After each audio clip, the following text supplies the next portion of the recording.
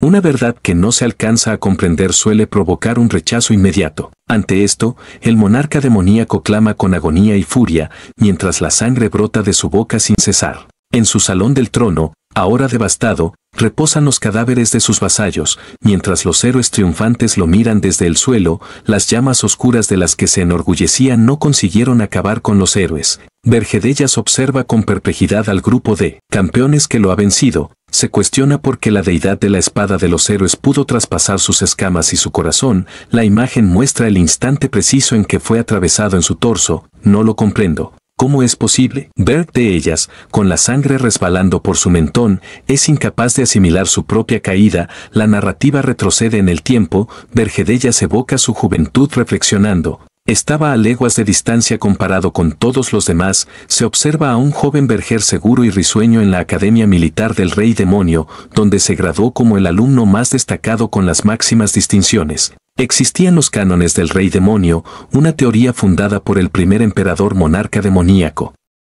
Bert de ellas la estudió más que cualquiera y la cumplió al pie de la letra, exactamente como estaba registrado en los cánones del Rey Demonio. Erigió una torre y raptó princesas traídas por sus esbirros demoníacos. También fomentó a los héroes que acudieron a rescatar a las princesas, las mantuvo encerradas en jaulas, atrayendo a sus libertadores. Para un rey demonio, su furia y aflicción eran el mejor banquete que uno podría desear, pero eliminarlos demasiado pronto resultaba inconveniente.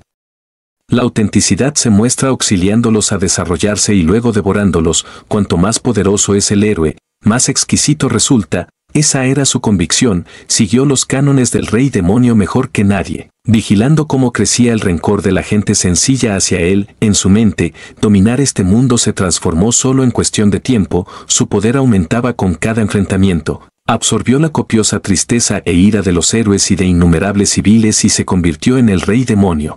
La escena regresa al presente. ¿Pero por qué? ¿Por qué fui yo quien cayó al final? Simplemente, ¿cómo? Se pregunta una y otra vez, con el rostro crispado por la confusión y la desesperanza. Una voz burlona interrumpe su tormento. Ustedes, los reyes demonio, siempre repiten lo mismo. La deidad de la espada de los héroes sonríe con suficiencia. Ustedes son quienes provocan este tipo de situaciones. ¿Por qué siempre parecen incapaces de creer lo que sucede? Simplemente no lo entiendo. Es mentira. Piensa Bert de ellas con los ojos llenos de incredulidad y sudor frío. Mentira, replica el héroe. Ustedes, los reyes demonio, siempre secuestran a la princesa más conocida y nos dejan indicios para que vengamos a detenerlos porque han ejecutado su jugada. El héroe ríe a carcajadas. Eres un necio. Si fuera yo, habría asesinado al rey. Entonces el reino se hundiría en el desorden. Vergede ya comprende, si secuestro al rey, eso generará un conflicto interno.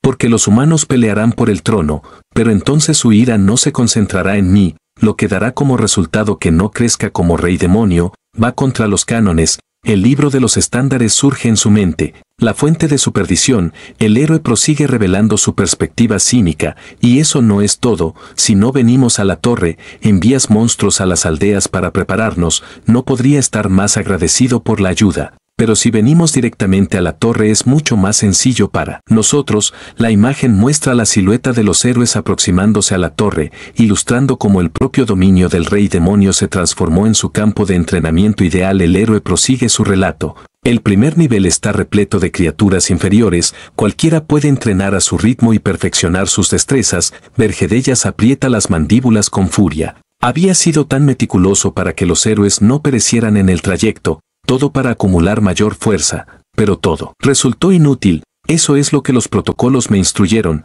El recuerdo del grimorio maldito que rigió su existencia y lo condujo a la perdición lo atormenta. La deidad de la espada heroica atraviesa a Vergedellas nuevamente con su arma, un gesto de crueldad definitiva contra el ya vencido señor oscuro. Los ojos de Vergedellas se dilatan en pura angustia y vergüenza mientras el ataque final lo traspasa. Cuando la torre se torna monótona, lo único necesario es eliminar al rey demoníaco. Entonces surgirán un nuevo señor oscuro y una nueva torre. Es la zona de caza ideal para nosotros los héroes. Cierto, muchachos, expresa el héroe con una sonrisa astuta en el rostro. Los otros héroes se suman a la burla. Por supuesto, gracias, rey demonio. Gracias a ti pudimos fortalecernos correctamente. Eres el mejor señor oscuro de todos. Eres más un mentor para nosotros que un rey demonio. Vergedellas observa desde el suelo indefenso mientras el grupo de héroes le agradece con sarcasmo. Esta torre era bastante aceptable. Gracias por tus desvelos, Rey Demonio. Gracias por otorgarnos la mejor zona de caza posible.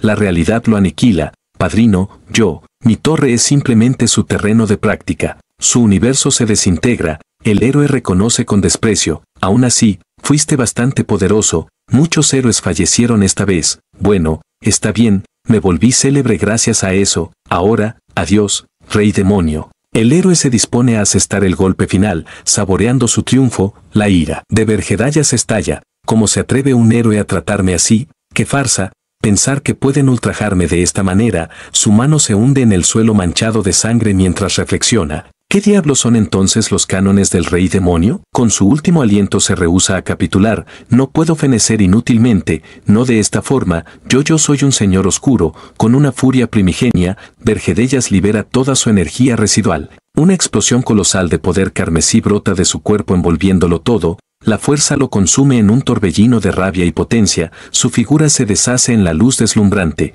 La detonación estremece el castillo lanzando a los héroes por el aire en medio del desorden. Una lluvia de sangre y restos cae sobre el salón del trono mientras el poder de Vergedellas lo aniquila todo. El suelo queda cubierto de sangre mientras la explosión de energía oscura arrasa con lo que encuentra. En sus instantes finales, tendido en el suelo, Vergedellas jura retaliación. Aquellos que me subestiman pagarán. El reflejo del dios de la espada heroica erguido triunfante es lo último que vislumbra su ojo. La imagen final es la del héroe victorioso, esperando reclamar su botín de la caída del señor oscuro, mientras el poder de Vergedellas se esfuma. Otro héroe exclama con avaricia: no toquen su cabeza, ¿de acuerdo? Sus cuernos me pertenecen. El héroe que codiciaba los cuernos de Vergedellas solo puede articular, mientras la energía demoníaca lo consume. En su último acto de rebeldía, Vergedellas jura: incluso si debo renunciar a lo último de mi vida.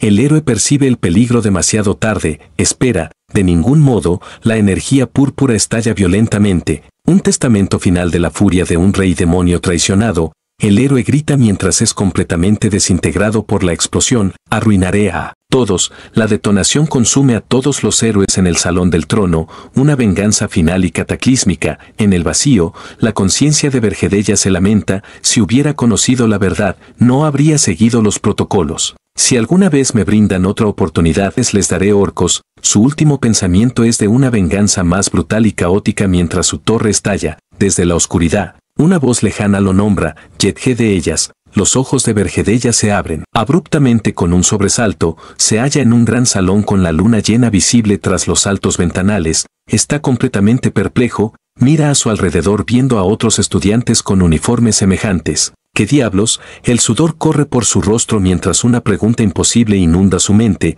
¿Estoy vivo? Una voz autoritaria lo llama Vergedellas. Acércate rápido. Él reconoce su propio nombre mientras avanza obedeciendo la orden. La confusión se arremolina en su mente. Imposible. Este lugar es. Mientras se aproxima al estrado, alguien repite su nombre: Vergedellas. El director de la academia se para frente a él. Vergedellas. ¿Por qué una mente brillante como la tuya actúa así en tu día de graduación? Vergedellas se percata de quién es. El director le muestra una insignia roja. Una insignia roja se les otorga a todos los estudiantes que se gradúan de la Academia Militar del Rey Demonio, el símbolo de un señor oscuro. La comprensión lo impacta. Entonces, esto es, la vista de la academia bajo el cielo nocturno lo confirma. Todo el día de la graduación en la Academia Militar del Rey Demonio, hace 15 años. Anuncian que todos los estudiantes deben acercarse al estrado. Los futuros reyes demonio deben pronunciar su juramento. Un instructor llama a summa cum laude de Vergedellas. Por favor, léelo como el delegado de tu generación. Vergedellas se acerca al proscenio. Frente a él surge un holograma enorme detallando el código del rey demonio, las mismas normas que lo condujeron a una muerte humillante. Él observa el texto que una vez veneró. Ahora con una comprensión renovada y un odio intenso, el estándar del rey demonio, la raíz de toda su desdicha, está justo allí, aguardando ser declamado. Piensa para sus adentros: he visto esto incontables veces y lo memoricé palabra por palabra. Di todo de mí para obedecer estas reglas. Esta es la porquería que se convirtió en juguete de los héroes y me llevó a la ruina. La imagen de su final vergonzoso quema en su recuerdo. están diciendo que debo recitar esto ahora mismo. Reflexiona mirando a sus compañeros que lo observan expectantes. ¿Acaso debo jurar otra vez que seguiré esto por el resto de mi vida delante de todos? C. Pregunta con la bilis subiéndole por la garganta. Mientras tanto, el director y el resto del profesorado sonríen, completamente ignorantes de la tormenta que bulle dentro del estudiante ejemplar. Vergedellas aprieta la mandíbula con tanta fuerza que sus dientes crujen, su rostro se tensa en una máscara de rabia pura. El presentador, inconsciente, lo urge. Vergellas, por favor, lee el gran estándar del rey demonio. Un acercamiento a sus dientes apretados muestra la furia contenida a punto de explotar. Frente a toda la academia, su voz resuena clara y desafiante. Me niego. Un silencio pasmado cubre a la multitud. Los estudiantes lo miran fijamente, sus rostros son un lienzo de perplejidad. Vergedas finalmente libera su cólera. No puedo jurar lealtad a algo tan absurdamente estúpido. Seguir el estándar es una necedad. Con los ojos ardiendo en odio, grita la verdad que aprendió a un precio terrible. El estándar del rey demonio es basura. La onda expansiva de sus palabras golpea al público. Los estudiantes están paralizados con la boca abierta por la incredulidad. Incluso las gafas de un estudiante se rompen por el puro impacto y la fuerza de su declaración. El rostro del director se retuerce en una máscara de furia y estupor ante una blasfemia tan pública. El sonido de su rebelión retumba por todo el gran salón, quebrando décadas de tradición. Este fue el instante en que el mejor summa cum laude de la Academia Militar del Rey Demonio terminó en el último puesto, un nuevo camino forjado. En venganza acababa de comenzar. En el gran auditorio del reino demoníaco, la ira se manifiesta con un puño estrellándose contra el podio, mostrando una furia incontrolable. El archiduque del reino, Arcaime Blarimf, con los ojos inyectados en sangre, le grita a Vergedellas, amenazándolo con la ejecución por atreverse a insultar los estándares del rey demonio. Desde su trono imponente, Arcaime le dice a Verge que, considerando su historial y talento, le darán una última oportunidad para redimirse. La condición es que retire su imprudente declaración y se disculpe ante todo el reino demoníaco. Si se niega, su destino será el temido despliegue en Arein. Los demonios presentes murmuran conmocionados. Arein, ¿en serio?, se preguntan, sabiendo que es una dimensión a donde los reyes demonio van a morir a montones. Es básicamente una sentencia de muerte. Otros demonios no muestran piedad, creyendo que quien insulta los estándares merece morir y que una disculpa no es castigo suficiente. El archiduque Arcaime le recuerda a Vergel la terrible reputación de Arein,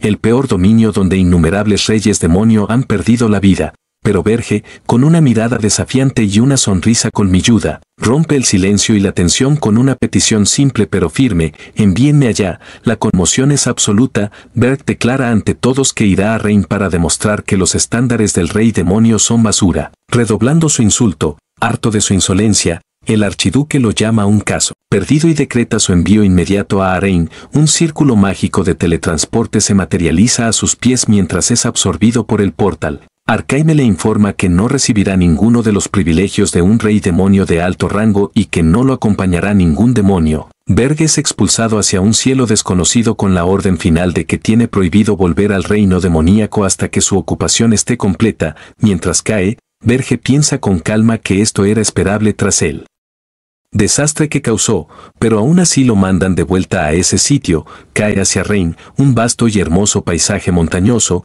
el lugar donde se hallan los héroes que lo mataron en su vida pasada. En su monólogo interno, recuerda que incluso antes de su regresión, él mismo había elegido Rein, creyendo que el más fuerte como él debía conquistar la dificultad más alta. Esa arrogancia le costó la vida. Recuerda que en su vida anterior demasiados héroes se aprovechaban de los estándares del rey demonio. Su llegada a Arein es cataclísmica. Un rayo de energía impacta violentamente la cima de una montaña nevada, causando una explosión colosal en medio del desolado paisaje de las montañas Ergast. En el continente norte, Berg se levanta desplegando sus majestuosas alas de dragón negro con cuernos demoníacos que ahora adornan su cabeza. Berg se promete a sí mismo que no permitirá que la historia se repita. Esta vez será él quien explote el sistema, con una expresión de furia y determinación absoluta. Jura que explotará los estándares de los héroes, el mismo sistema que lo condujo a su ruina. La escena cambia a un recuerdo. En la institución académica se detalla la rígida cadena de mando del reino, ya que la escuela para reyes demonio instruye a esos monarcas, mientras que la academia para demonios forma a los sirvientes que los asistirán. Un afortunado Gordon, el alumno con las calificaciones más altas, recibe felicitaciones por obtener el honor de atender al rey demonio supremo, Verge.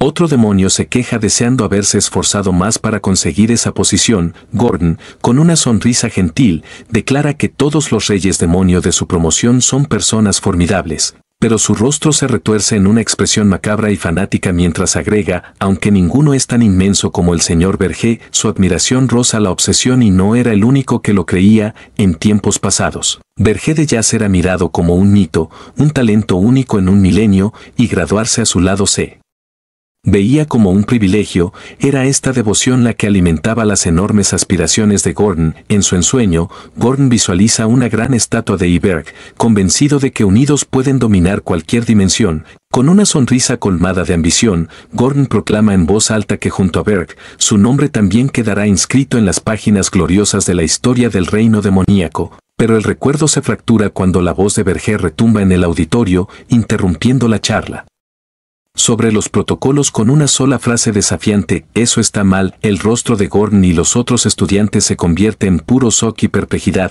incapaces de asimilar la interrupción repentina de Verge. Verge, con el semblante desencajado por la ira, grita la verdad que ha desvelado mediante la muerte, porque los protocolos del rey demonio son basura. La afirmación de Verge destroza la realidad idealizada de Gordon, cuya cara se deforma en una mueca de horror absoluto, como si su universo se hiciera trizas. De regreso a la hora, en la zona profunda de las montañas Ergast, Gordon surge de repente. Según las normas del reino demoníaco, el demonio superior debe servir al rey demonio superior. Gordon está completamente confundido y aterrado. ¿Pero por qué?, se interroga con el rostro blanco por el pánico. Mira a Berg a la distancia y se lamenta de que aunque le avisaron que ningún demonio lo acompañaría, al final sí enviaron a uno con él. El terror se adueña de Gordon al entender que ha sido mandado a Reign junto a un rey demonio renegado. El shock es tan grande que apenas puede mantenerse erguido. Berg se aproxima y le tiende una mano saludándolo con tranquilidad. Me alegro de verte. Gordon temblando le cuestiona por qué hizo algo así,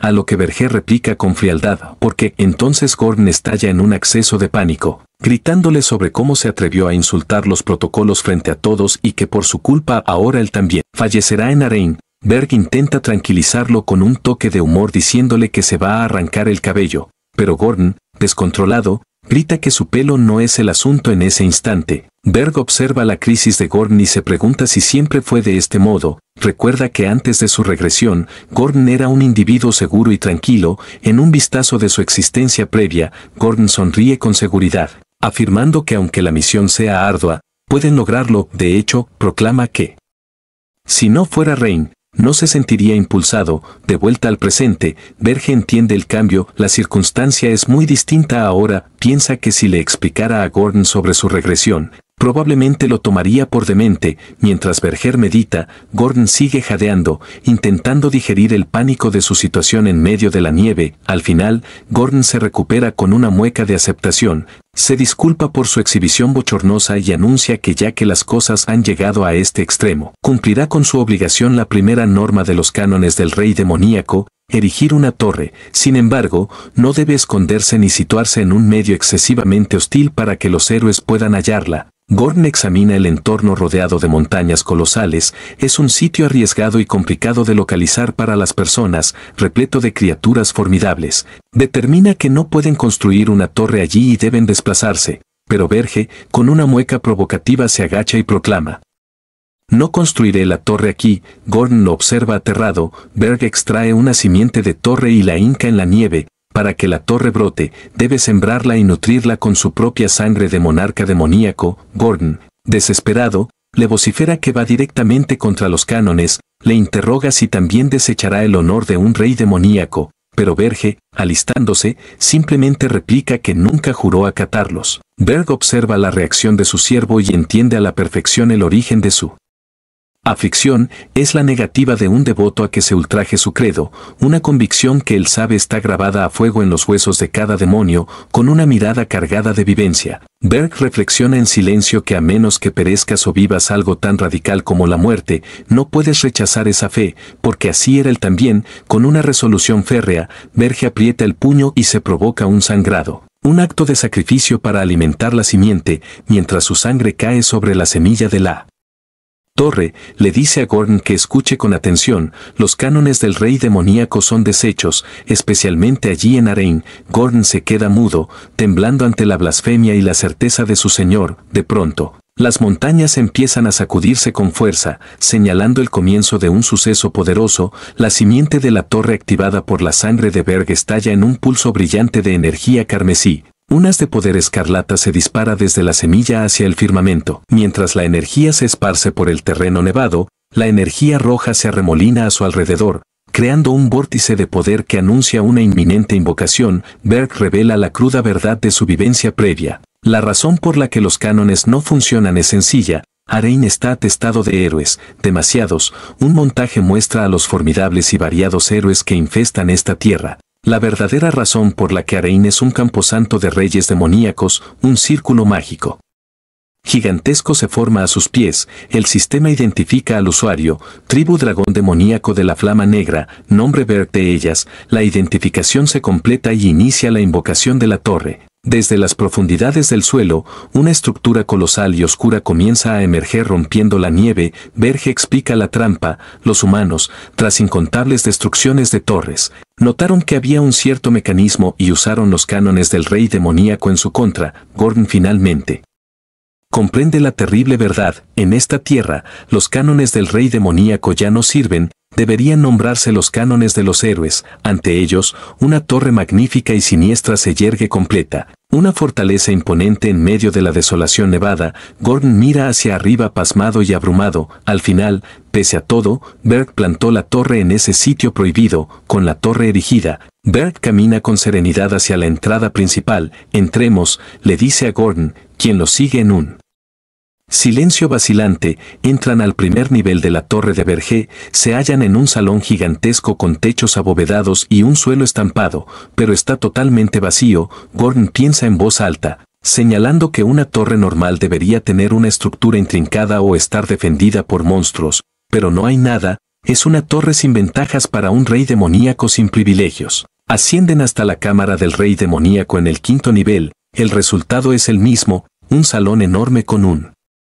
trono al fondo, pero completamente desierto. Cada nivel está abandonado. Gordon, con un gesto grave, razona que ya ha construido la torre y eso no puede deshacerse. Por lo tanto, al menos deben seguir la norma número 2 de los cánones. La regla número 2 de los cánones del rey demoníaco: se debe raptar a un príncipe o una princesa, preferiblemente uno cercano al trono. La razón de esta regla es que la realeza, especialmente la de alto rango, produce más energía demoníaca al ser capturada. Gordon se ofrece formalmente a asesorar a Beric, quien de espaldas a él le da autorización para continuar. Gordon señala un mapa y empieza su recomendación explicando que el reino más próximo a las montañas Ergast es el reino de Corsé. Gordon le suplica que, por favor, rapte a la princesa con el rango de sucesión más elevado para absorber la ira y el dolor del reino y así crecer velozmente. Gordon cree que probablemente se negará, pero para su asombro, Beric accede. Gordon se queda atónito. Beric añade que de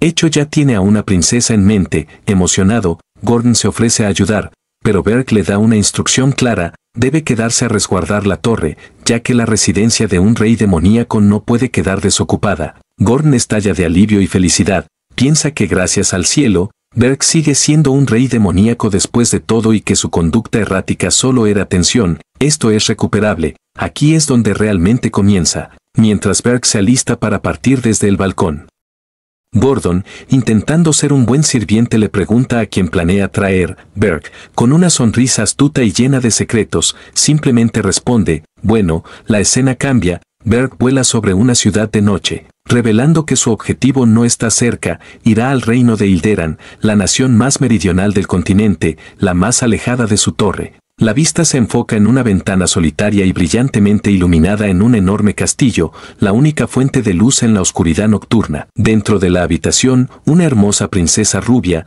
Hernani Dilderan, mira por la ventana mientras Beric, con sus alas de demonio desplegadas, desciende ante ella bajo la luz de la luna llena. Beric revela su verdadera y retorcida estrategia. De entre todas las opciones, raptará a la que tiene la menor presencia de todas, la 13ª princesa, con sus cuernos rojos brillando y una mirada intensa. Beric anuncia su propósito: he venido a llevarte, princesa, de vuelta en la torre. la mente de Gorn estalla, grita con todas sus fuerzas que el plan de Berg es exactamente lo contrario de los cánones. En medio de la noche, el rey demoníaco Berg de ellas aparece en la habitación de una princesa. La muchacha de melena dorada y larga, vestida con una bata de dormir, lo observa desde su lecho sin revelar temor, solo una calmada inquietud.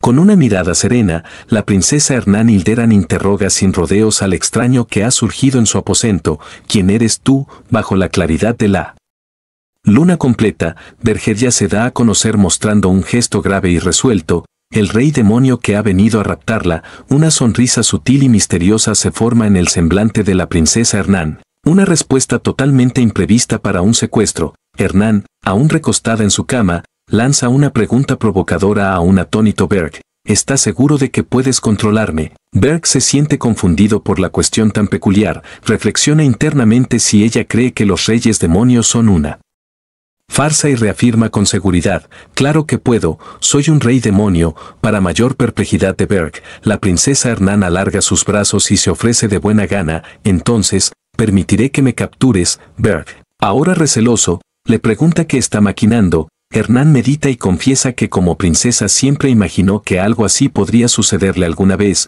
Berg no se deja convencer tan rápido. Le advierte que no espere que baje la vigilancia, ya que él también está en una posición desesperada y no se dejará engatusar. Hernán niega estar conspirando, con una razón impecable. Cuestiona cómo podría haber armado una trampa si ignoraba que un rey demonio iría por ella esa jornada. Berg admite en su mente que ella tiene razón, pero no puede evitar sentir una rara incomodidad ante la circunstancia. Al final, parados frente a frente, la princesa Hernán parece lista para marchar, tendiendo una mano e invitándolo a actuar. Entonces, partamos. La vista se traslada a un paraje montañoso y nevado. Berg, en su forma demoníaca alada, vuela hacia su impresionante bastión, la Torre de Berg, situada en los montes Sergest. Al arribar, Berg, portando a la princesa envuelta en una capa, se topa con su subalterno de cabello negro largo y orejas afiladas. Berg instruye a su ayudante Gorn que la aloje en la cuarta planta. Gorn se asombra de que no la mande al calabozo, pero Berg aclara que como no opuso resistencia, le otorgará cierta indulgencia. Mientras, la princesa saluda con alegría. Acto seguido, Gorn se aproxima a Berg, señalando que tiene algo urgente que informar al rey demonio. La escena nos lleva al cuarto nivel de la Torre de Berg.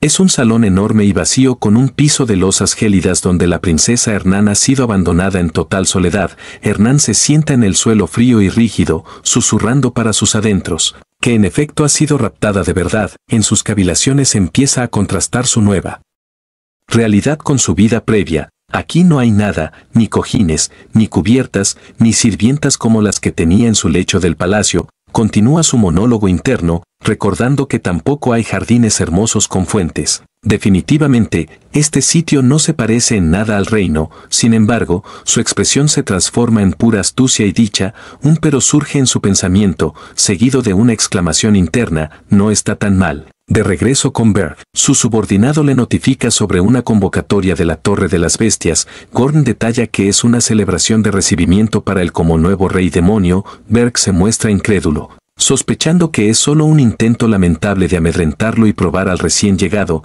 La narración expone que los reyes demonios son por esencia demasiado arrogantes para cooperar. No obstante, la amenaza de Arain, un factor sin precedentes, los forzó a dejar de lado su orgullo y laborar juntos, creando una alianza tensa. Berg reflexiona sobre esta dinámica. Antes los ignoraba por considerarlos débiles, pero ahora, al ser el novato, comprende que debe seguir el juego. Decide aceptar la invitación para tener un primer contacto con ellos. Siguiendo la convocatoria, Berg y Gorn llegan a la Torre de la Bestia, una estructura colosal de piedra cubierta de enredaderas que se yergue en medio de una espesa selva. En un trono imponente se presenta una criatura gigantesca con pelaje blanco, garras afiladas y ojos rojos incandescentes. Mi nombre es Draxen, soy el rey demonio de las bestias. Draxen alardea de su longevidad y poder, afirmando: ya llevo 70 años rigiendo este lugar. Mientras Berg lo escucha en silencio, Draxen se mofa de Berg con desprecio.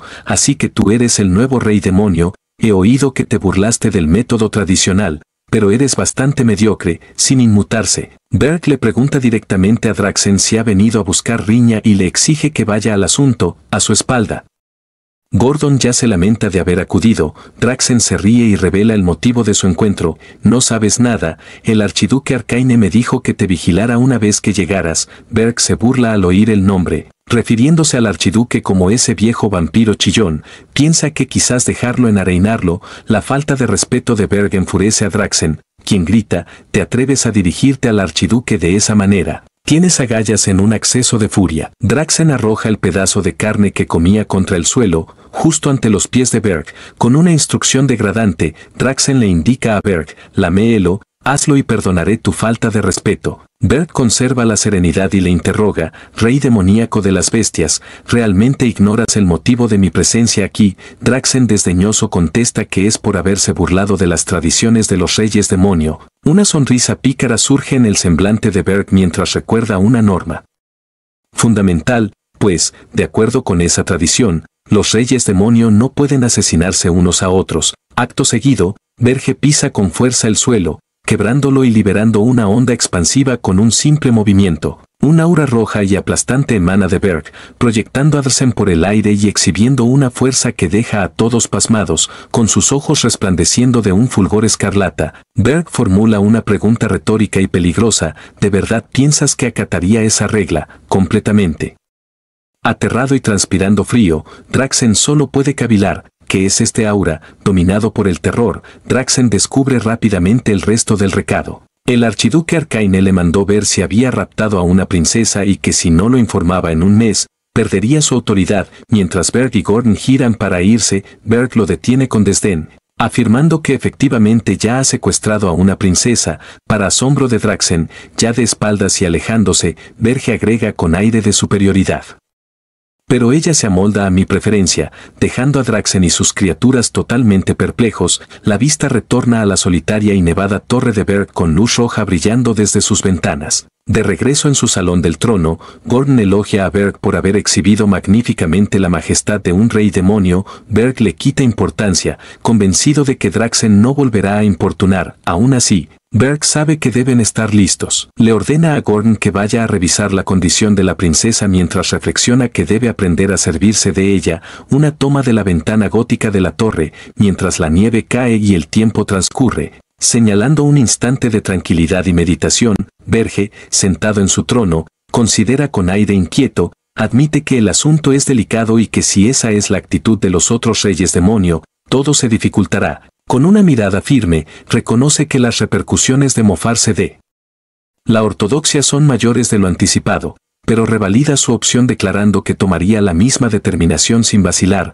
reafirmando su orgullo y su desdén por las costumbres antiguas. Berg proclama con determinación, preferiría fallecer antes que doblegar mi cerviz ante la escoria. Berg examina su estado decidido a rehacer sus bases desde el principio. Espera conseguir solo unos cientos de unidades de energía oscura por secuestrar a una princesa de baja categoría, viéndolo como el camino más prudente. Sin embargo, la pantalla revela una cifra descomunal y totalmente imprevista, 13.219 unidades. Berg se queda estupefacto, sudando frío. 13.000 puntos. ¿Por qué poseo tantos puntos?, se pregunta, incapaz de entender el incremento súbito de poder. En medio de su desconcierto surge un aviso en su interfaz: has obtenido una grabación de video de la Torre de las Bestias. Un icono de mensaje flota frente a él sorprendiéndolo. Es el mensaje que Draxen le había prometido. Abrirlo, aparece Draxen ahora con un tono falsamente amable. Nuevo rey demonio, te envío esto para felicitarte. Aunque nuestro primer encuentro no fue el óptimo como tu superior, al menos debería otorgarte esto. Berg observa la grabación mientras Draxen prosigue, admitiendo que lo que Berg consiguió en Arryn no es tarea sencilla y que está admirado. Se cuestiona si su burla a la ortodoxia era solo una apariencia. Mientras escucha las palabras de Draxen, una sospecha terrible cruza la mente de Berg y su rostro se crispa de pavor. Algo anda mal. Justo en ese instante, Gordon entra en la sala corriendo angustiado y voceando: rey demonio, tenemos una dificultad. El cuarto nivel está. La escena muestra un paraje idílico. Una cascada corre con agua pura y mariposas coloridas revolotean por doquier. El cuarto piso ha sido totalmente transformado. La reacción de Berg es de absoluto asombro. ¿Qué diablos?, exclama, totalmente desorientado por lo que observan sus ojos. Una ventana del sistema lo corrobora. Torre de Berg, cuarto nivel, estado, naturalización en curso. el árido salón se está mudando en un vibrante Edén natural ante su vista. Allí, en medio de su creación, está la princesa rodeada de slims y espíritus elementales de fuego, aire y nubes. Verge se percata con horror, creó un ecosistema en una torre mágica. Berg comprende que tal proeza solo puede ser realizada por alguien que ha dominado los 4 elementos. Recuerda haber ido al castillo de la 13ª princesa, pero sabe que solo un espiritista en todo el continente es capaz de algo así. Finalmente la enfrenta directamente. Tú no eres la 13ª princesa. Hernán, acariciando un slime, responde con calma: como esperaba, me confundiste con Helena. El semblante de Berg se desfigura por el pánico mientras las piezas encajan en su mente. Espera, no me digas qué eres. Con una sonrisa juguetona y llena de suficiencia, ella revela su auténtica identidad. Así es.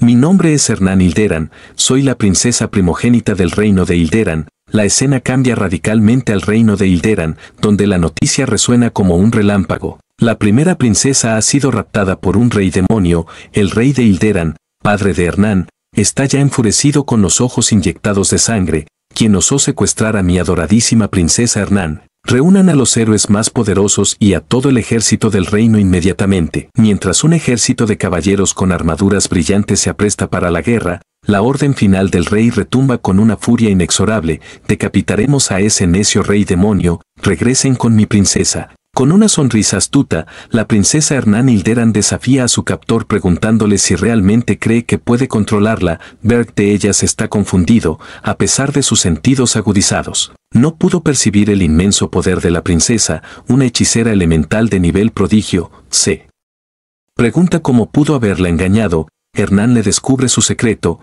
un anillo, una reliquia familiar de la realeza que le permite ocultar por completo su maná volviéndola indetectable. Satisfecha con su réplica, ella le interroga directamente si tiene la intención de devolverla, poniéndolo a prueba una vez más. Berg medita: devolver a la princesa ahora lo haría parecer un pusilánime ante los demás reinos, lo que es peor, obstaculizaría su meta de acumular energía demoníaca. Con una mirada de pura resolución, toma una decisión: no hay retorno, llevará este esquema hasta el final. Una alerta del sistema parpadea detectando a Verge y mostrando sus puntos de energía oscura actuales. 19.521, Berg le informa que su estatus no ha variado. El hecho de que no sea la 13ª princesa no modifica la circunstancia, ella sigue siendo su rehén. Hernán lo observa con una expresión serena, casi satisfecha. Su reacción es cualquier cosa menos la de una víctima asustada. La escena cambia y nos traslada al opulento reino de Hilderan,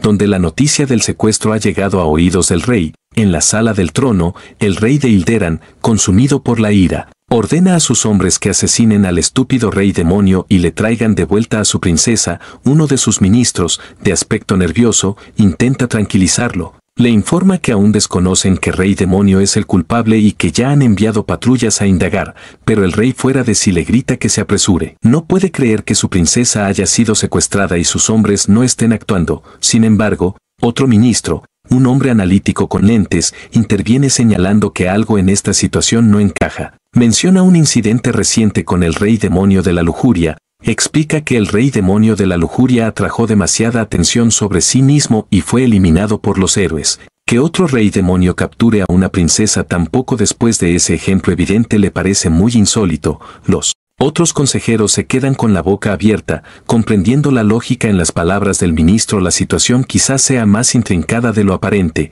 La mano del monarca de Hilderan tiembla con furia reprimida mientras oprime el brazo de su trono, donde la frustración y la ira libran una batalla interna. Apretando la mandíbula, el soberano alcanza una deducción sencilla: si no se trata de un conocido, entonces ha de ser un nuevo y misterioso rey demoníaco. Justo entonces, un caballero penetra de golpe en la sala real. Han hallado vestigios de magia de desplazamiento. Estos se dirigen al norte y se supone que el objetivo son las montañas Ergrest. El semblante del rey Den se crispa en una mueca de impacto y desconfianza. Las montañas Ergrest, ese es el sitio más arriesgado y aislado del continente. La escena nos transporta a las yermas y glaciales montañas Ergrest, donde una solitaria y siniestra torre se erige, la torre de Verge. Dentro de ella, Gordon Derek, el leal Aunque inquieto asistente de Verge manifiesta su intranquilidad, el ejército de Hilderan arribará pronto y él duda que su amo pueda hacerles frente en solitario. Sin embargo,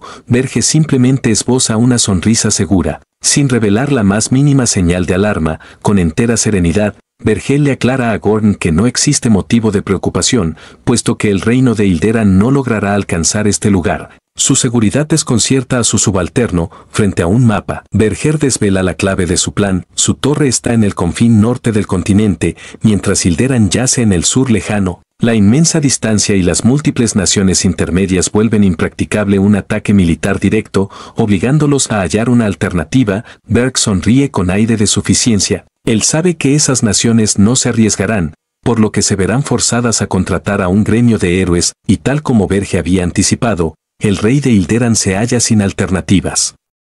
Con resignación comanda a sus consejeros que contacten al gremio heroico. La escena nos exhibe la imponente torre del gremio de héroes, una fortaleza pétrea que surge en medio de un paraje nevado. Un grupo de mercenarios y héroes se apiña frente a un panel de anuncios. El cartel sobre el secuestro de la princesa Hernán provoca conmoción, especialmente al desvelar que el destino son las Ergrest. La reacción es instantánea y adversa. Un mercenario rechaza de plano declarando que no se enroló para perecer en un sitio plagado de monstruos. Otro, con una sonrisa pícara, comenta que el rey de Hilderan va a padecer con este asunto. De regreso en su torre, Vergel lo había previsto todo. El gremio heroico no actuará, pues solo les importa el oro y jamás admitirían una tarea tan arriesgada sin una recompensa descomunal. Esa es justamente la razón por la cual edificó su base allí. Gordon está pasmado por la clarividencia de su señor. Berg no solo lo contempló todo, sino que parece poseer un saber asombrosamente profundo sobre Arryn,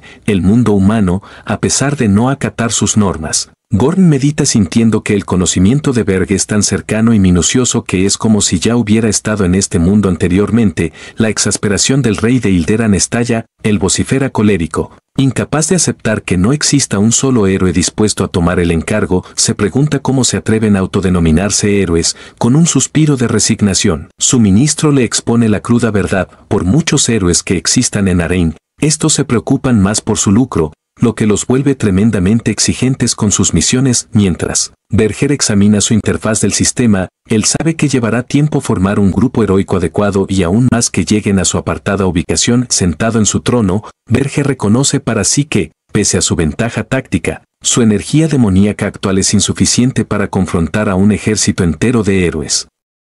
Un recuerdo lóbrego atormenta a Berg, la imagen de los héroes que lo doblegaron en el pasado. Él conoce ese temor demasiado bien y no volverá a menospreciarlos. Con una nueva estrategia en mente, Berg le da una orden impactante a Gordon: contactar a un tal Draxen. Él va a comerciar su energía demoníaca a cambio de dinero humano. Gordon no puede creer lo que escucha. Él exclama completamente estupefacto: vender energía demoníaca, la idea es un sacrilegio. En un arranque de pánico, Gordon le recuerda a Berg el valor de esa energía. Es la moneda de los sueños, capaz de trascender los límites de las especies, desbloquear funciones de la torre e invocar monstruos, y él quiere intercambiarla por simple dinero humano. Verge, impasible, se reafirma. Él sabe que Drsem pagará una fortuna. No puede detener a los héroes solo con la energía que posee, pero con dinero humano hay algo más que puede realizar. La escena se traslada a Ottenworld, una ciudad fortaleza bulliciosa situada cerca de las peligrosas montañas Ergrest. El próximo destino de Berg, oculto bajo una capa negra, se aproxima a la entrada urbana, donde dos guardias le bloquean el paso. Cuando los centinelas le interrogan sobre su identidad, Berger responde con calma que es un mercenario. Los guardias sospechan, preguntándose qué mercenario en su cabal juicio iría solo a las montañas Ergrest. Con un movimiento rápido, Berg lanza una moneda dorada al aire que el guardia atrapa sorprendido. Un soborno descarado y eficaz. El cohecho funciona. Mientras los guardias contemplan la moneda, Berg ingresa a la ciudad preguntando con ironía si no confían en él. Una vez dentro, Berge observa la transitada plaza. Él sabe que no puede moverse por este sitio por su cuenta, así que su primer objetivo es hallar un guía. Su búsqueda lo conduce a la sede del gremio mercenario, Halcón Escarlata. Dentro de la ruidosa taberna, el aire está saturado con el aroma a cerveza y las historias fanfarronas de los mercenarios allí reunidos. Uno de ellos se relaja con los pies sobre la mesa,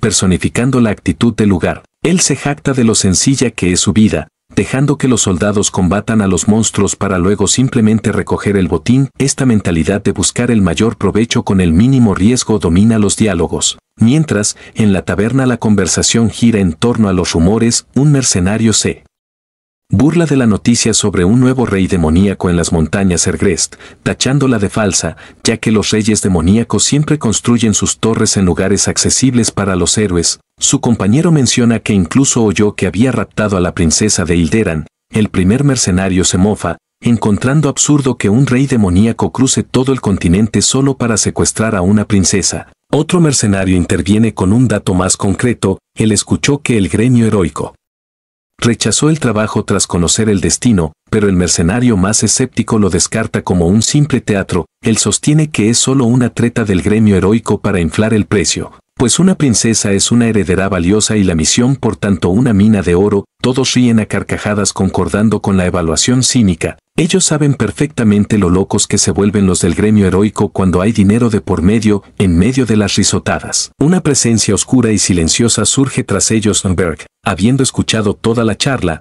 sonríe con malicia. Ya veo, así que eso es lo que sucede, piensa para sí. El mercenario que reía se gira y grita aterrado. Inmediatamente el resto de los mercenarios en la taberna desenvainan sus armas y cercan al intruso, exigiéndole que revele su identidad. Vergel los observa con una sonrisa depredadora. Parecen saber bastante, dice, decidiendo que son idóneos para ser sus guías. Luego les da una orden escalofriante: dejen a uno atrás, el resto fuera. Enfurecidos por su osadía, un grupo de mercenarios se abalanza al ataque gritando que no saldrá de allí con vida. Con una velocidad deslumbrante, Verge neutraliza a los primeros agresores con golpes brutales y certeros, demostrando una fuerza avasalladora. La escena se transforma en un caos de violencia. Berg se desplaza como un torbellino sombrío, derribando a docenas de mercenarios con una eficacia despiadada. Uno de los mercenarios más corpulentos y temibles intenta tomar por sorpresa a Verge por detrás, blandiendo una porra pesada,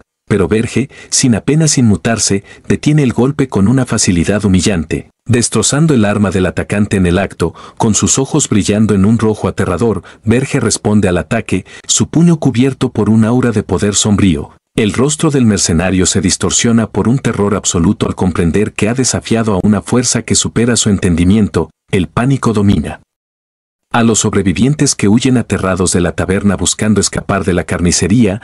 La cámara capta el caos desde la perspectiva del mercenario que Verge decidió perdonar. Cuerpos salen volando por los aires y el líder que antes alardeaba ahora tiembla en el suelo sujetándose la cabeza con pavor. Completamente aterrorizado, el mercenario solo logra tartamudear una única palabra: monstruo. El rostro de Verge se ilumina con una sonrisa feroz, sus ojos brillando con energía demoníaca. Fuera de la taberna, los alaridos y el ruido de la lucha resuenan en las calles, atrayendo la curiosidad de los peatones. Dos individuos, una de ellos una hechicera, contemplan la escena con absoluta indiferencia. Están discutiendo otra vez, comenta ella. Nunca se cansan, replica su acompañante, inconscientes de la masacre unilateral que acaba de suceder. Dentro otra vez, el piso de la taberna está lleno de cuerpos sin sentido. Verge permanece impecable sobre el mercenario aterrado que ha quedado de rodillas ante él. Con una tranquilidad heladora, Verge le dice que no tema y que le perdonará la vida si contesta sus preguntas.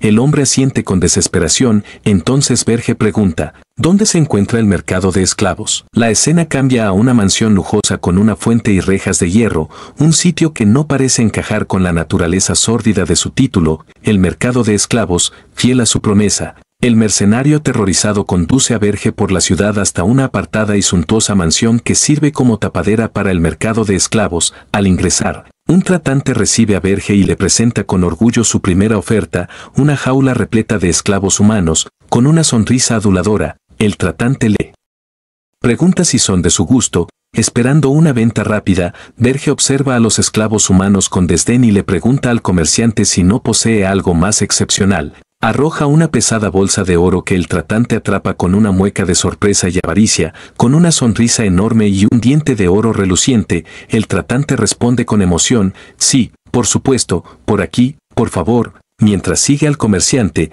Verge medita con cinismo, se cuestiona cómo el hombre puede mostrar esa expresión.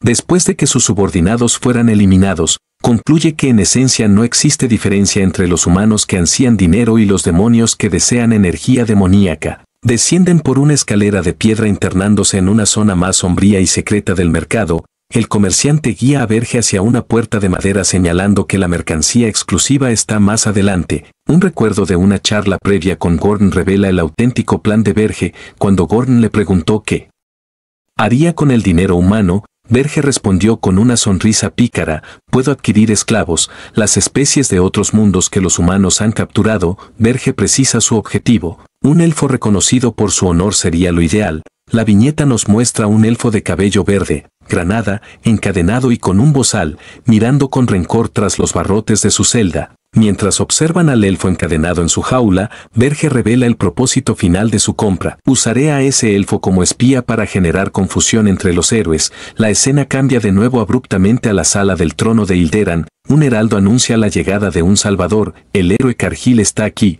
El rey aliviado expresa su certeza en que Cargill aceptaría la misión. El héroe Cargill, un hombre de apariencia valerosa con una armadura brillante, se arrodilla ante el rey con plena seguridad. Jura que rescatará a la princesa y traerá la cabeza del rey demonio. Con una mirada llena de resolución y virtud, Cargill aprieta el puño contra su pecho y termina su juramento en el nombre de la justicia, preparando el terreno para un enfrentamiento inevitable. El rey demonio Verge conversa su estrategia con un subalterno. Su táctica es usar al elfo que está encerrado en la jaula como espía para desorientar a los héroes. El subalterno agrega que el plan debería ser muy eficaz, puesto que la raza de los elfos es famosa por ser íntegra, mientras vemos un acercamiento de Granada.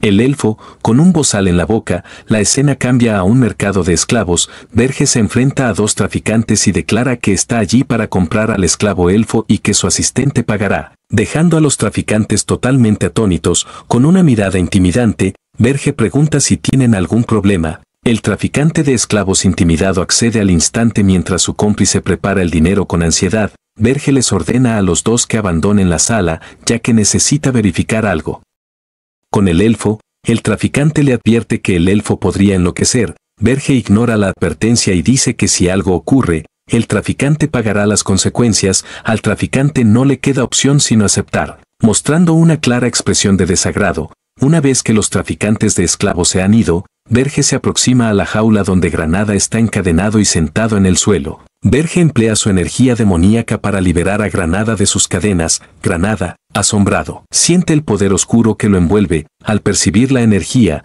Granada se da cuenta de que Verge es un demonio y le pregunta con furia qué negocio podría tener un demonio con un elfo. Desde fuera de la jaula, Verge le hace una propuesta a Granada, la oportunidad de vengarse de los humanos. A Granada le parece una oferta atrayente, pero responde que no puede fiarse de los demonios, igual que tampoco confía en los humanos.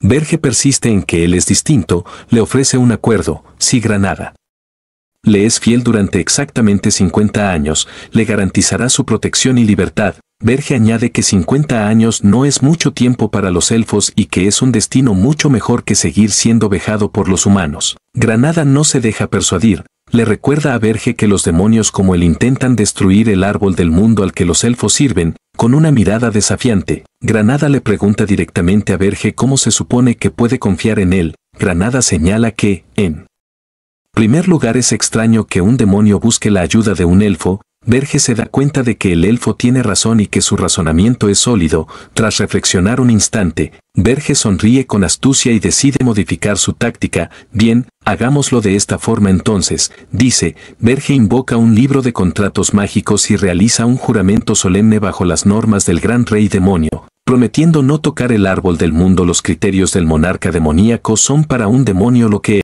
árbol ancestral significa para los elfos. A cambio, él demanda que Granada jure fidelidad sobre dicho árbol por 50 años. Granada sonríe hallando la situación muy peculiar. Eres extraño, comenta, pero aparentas aceptar el acuerdo. Granada se levanta presentándose formalmente. Soy Granada de la tribu Arce. Accede a realizar el juramento, pero solo tras conocer al rey demonio que envió a Berg, lleno de seguridad. Berg le descubre su auténtica identidad: yo soy el rey demonio. Granada queda absolutamente pasmado, incapaz de asimilar la revelación. Apenas logra articular un sonido, cuando de pronto estalla en una risa histérica. Sacude a Berg entre carcajadas, afirmando que es imposible que un rey demonio se aleje tanto de su torre, donde su poder mengua. solo para adquirir un esclavo. Aún entre risas, Granada declara burlón que si Berg es realmente el rey demonio, entonces jurará lealtad por 100 años en vez de 50. Berg acepta. Entonces Granada y su subordinado llegan al 5º nivel de la torre de Berg, donde el ambiente es solemne y callado. Sentado en su trono, Berg recuerda a Granada que el contrato centenario fue idea suya. Granada, en estado de shock, finalmente comprende que Berg es en efecto el rey demonio. Granada, furioso, clama que todo es un engaño, quejándose de que Berg nunca le dijo que la torre estaría completamente desocupada. Continúa su protesta señalando la vastedad vacía de los corredores y gritando que no hay absolutamente nada hasta el 3er piso, y para empeorarlo, se queja de que el 4º piso solo contiene naturaleza. Exasperado, pregunta qué clase de torre descuidada carece de siquiera un monstruo defensivo. Presa del pánico, Granada grita que a este ritmo los héroes los aplastarán en menos de un año y que se rehúsa totalmente a laborar en semejante lugar. Berg, imperturbable, le recuerda que poseen un contrato. En ese instante libera una abrumadora oleada de energía demoníaca que aterra a Granada, sintiendo la inmensa presión del puro poder demoníaco. Granada, sudando y temblando, se ve forzado a admitir para sí realmente es un rey demonio. Granada reflexiona sobre su travesía hacia la torre. Recuerda cómo, a pesar de que la torre lucía abandonada, ninguna bestia de las montañas osó atacarlos, dándose cuenta de que era por la presencia del monarca demoníaco. Finalmente, Granada cede y acepta la realidad. Un rey demonio sigue siendo un rey demonio y quizás con su poder pueda obtener la ansiada venganza. Completamente sumiso, Granada se arrodilla ante Berg y jura por el gran nombre del árbol ancestral que su lealtad le pertenecerá los próximos 100 años. Mientras jura, Granada piensa que si el propio rey demonio vino a buscarlo, sin duda le asignará una función crucial y podrá conseguir su venganza como parte de ese maquiavélico plan. Sin embargo, la primera orden de Berg resulta totalmente inesperada. Muy bien, primero cocíname una comida, dice con una sonrisa. Granada queda completamente perplejo. Su mente,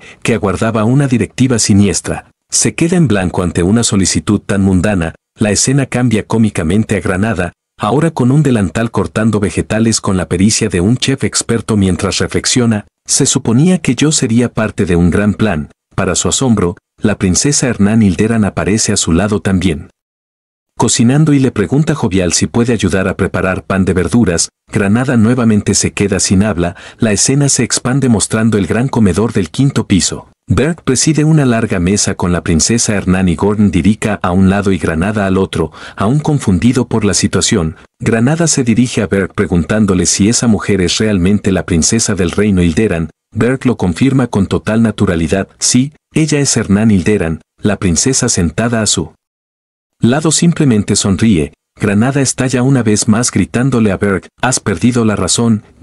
Le reprocha haber secuestrado a la princesa Herederán mientras posee una torre indefensa y le interroga cómo piensa detener a los héroes. Con una calma exasperante, Berg alza un trozo de comida con su tenedor y replica: por eso te adquirí a ti. Por ahora, siéntate y come. Granada nuevamente se queda sin respuesta. En una viñeta humorística, Berg comenta que la comida de Granada es bastante sabrosa. A lo que la princesa Hernán agrega alegre: yo también colaboré. Granada, desconcertado, solo puede pensar ¿qué diablos sucede aquí? La escena se traslada al 4º nivel de la torre, un hermoso prado verde. Granada le pregunta a Berg si piensa combatir a los héroes allí, pero Berg responde negativamente, explicando que si los héroes llegan tan lejos, ya todo estará perdido. Berg le revela a Granada su verdadera misión: tú serás quien cause disturbios en el mundo humano. ¿Quieres que sea un espía?, interroga Granada. Berg asiente, pero establece una condición: sí, aunque antes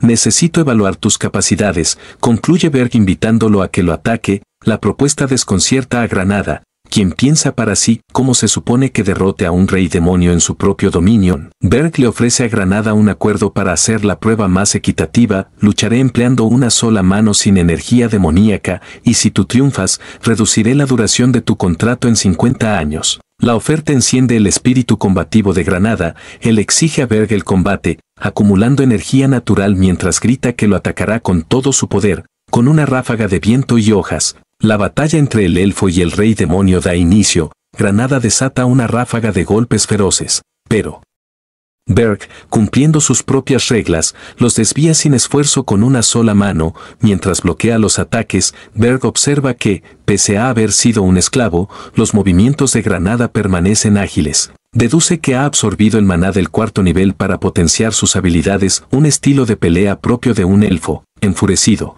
Granada grita que su poder no es el de un elfo común y advierte a Berg que se arrepentirá por haber escogido al contrincante erróneo en el sitio equivocado.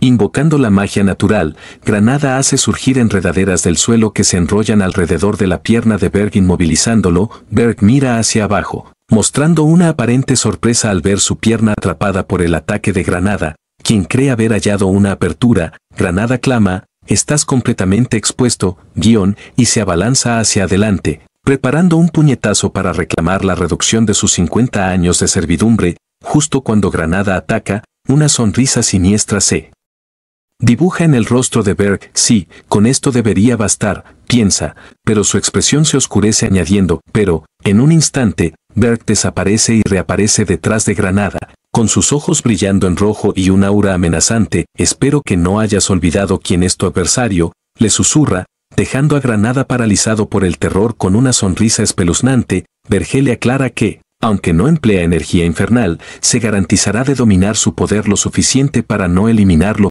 Descuido. Completamente aterrorizado, Granada solo balbucea un espera, antes de que sea irreversible. Un estruendoso «bam» retumba desde la lejanía de la torre, dejando claro que Berg ha terminado el combate de manera fulminante. La escena se traslada y nos lleva a Ortenwalk, la base central de los mercenarios del Halcón Rojo. El capitán del grupo saluda a Vergisa de forma exagerada y avariciosa, vociferando que es un placer volver a verlo. Berg anuncia su plan de contratar a todo el escuadrón por un año entero. El capitán pregunta con avidez por el presupuesto mientras sus hombres murmuran sobre cómo Berg les dio una paliza anteriormente. Como respuesta, Berg deja caer una bolsa enorme de monedas doradas como anticipo, dejando a todos los mercenarios con la boca abierta, impresionados por el pago. Los mercenarios juran lealtad perpetua a su capitán. El capitán, entre tanto, reflexiona con ironía que quizás debería buscar un nuevo equipo. Acto seguido, Berg les presenta a un nuevo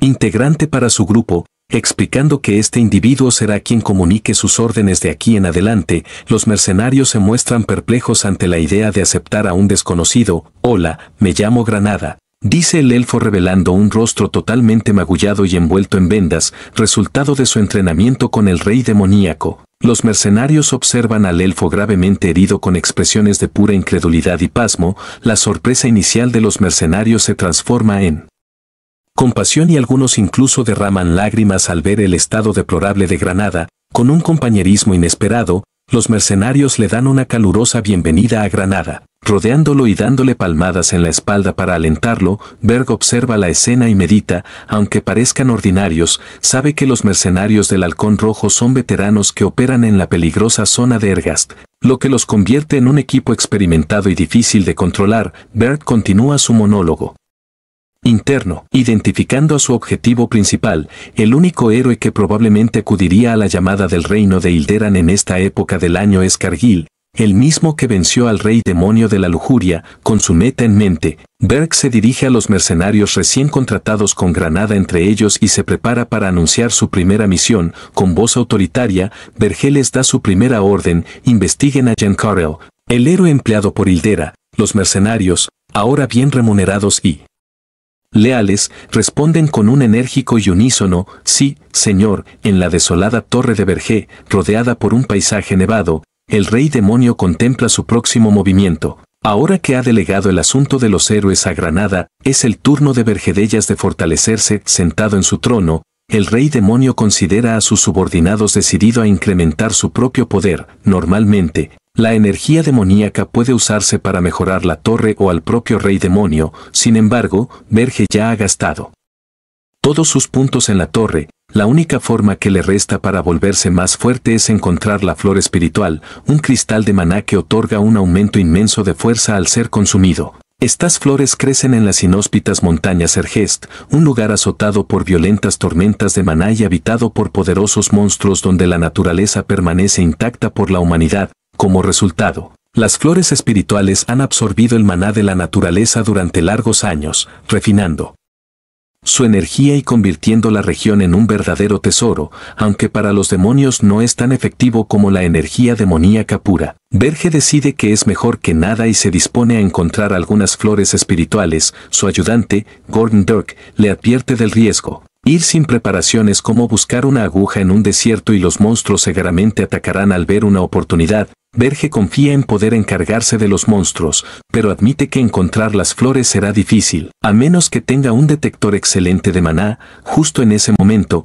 unos golpes en la puerta interrumpen su conversación, dejando a Berg y Gordon desconcertados. La princesa Hernán Hilderan, con un slime en la cabeza, asoma por la puerta y tímidamente pregunta si están ocupados. Berg y Gordon se quedan completamente pasmados por su aparición repentina e inesperada. Poco después, fuera de la torre, Hernán salta de alegría. Verge, a su lado, la observa mientras ella y sus pequeños espíritus celebran en la nieve. Estoy tan emocionada. He estado un poco aburrida últimamente. Tienes que cumplir tu promesa de dejarme decorar el cuarto piso como yo quiera. Berg accede siempre y cuando ella pueda encontrar las flores espirituales, aunque interiormente se pregunta hasta dónde llegará con su peculiar idea de decoración. En sus pensamientos, Berg no puede evitar encontrar absurdo el simple hecho de que a ella se le ocurriera la idea de decorar la torre de un rey demonio. Hernán, por parte, se siente increíblemente afortunada. No pensaba que podría salir de la torre y se alegra de haber ido a verlos en ese momento. La princesa mira con curiosidad a la pequeña llama que sostiene, un espíritu de fuego que parece tener vida propia. De repente, Berg despliega sus alas de demonio y la agarra. Sujétate fuerte, le dice mientras Hernán grita totalmente desprevenida con un estruendo ensordecedor. Ambos se lanzan al cielo a una velocidad vertiginosa, dejando una estela de energía.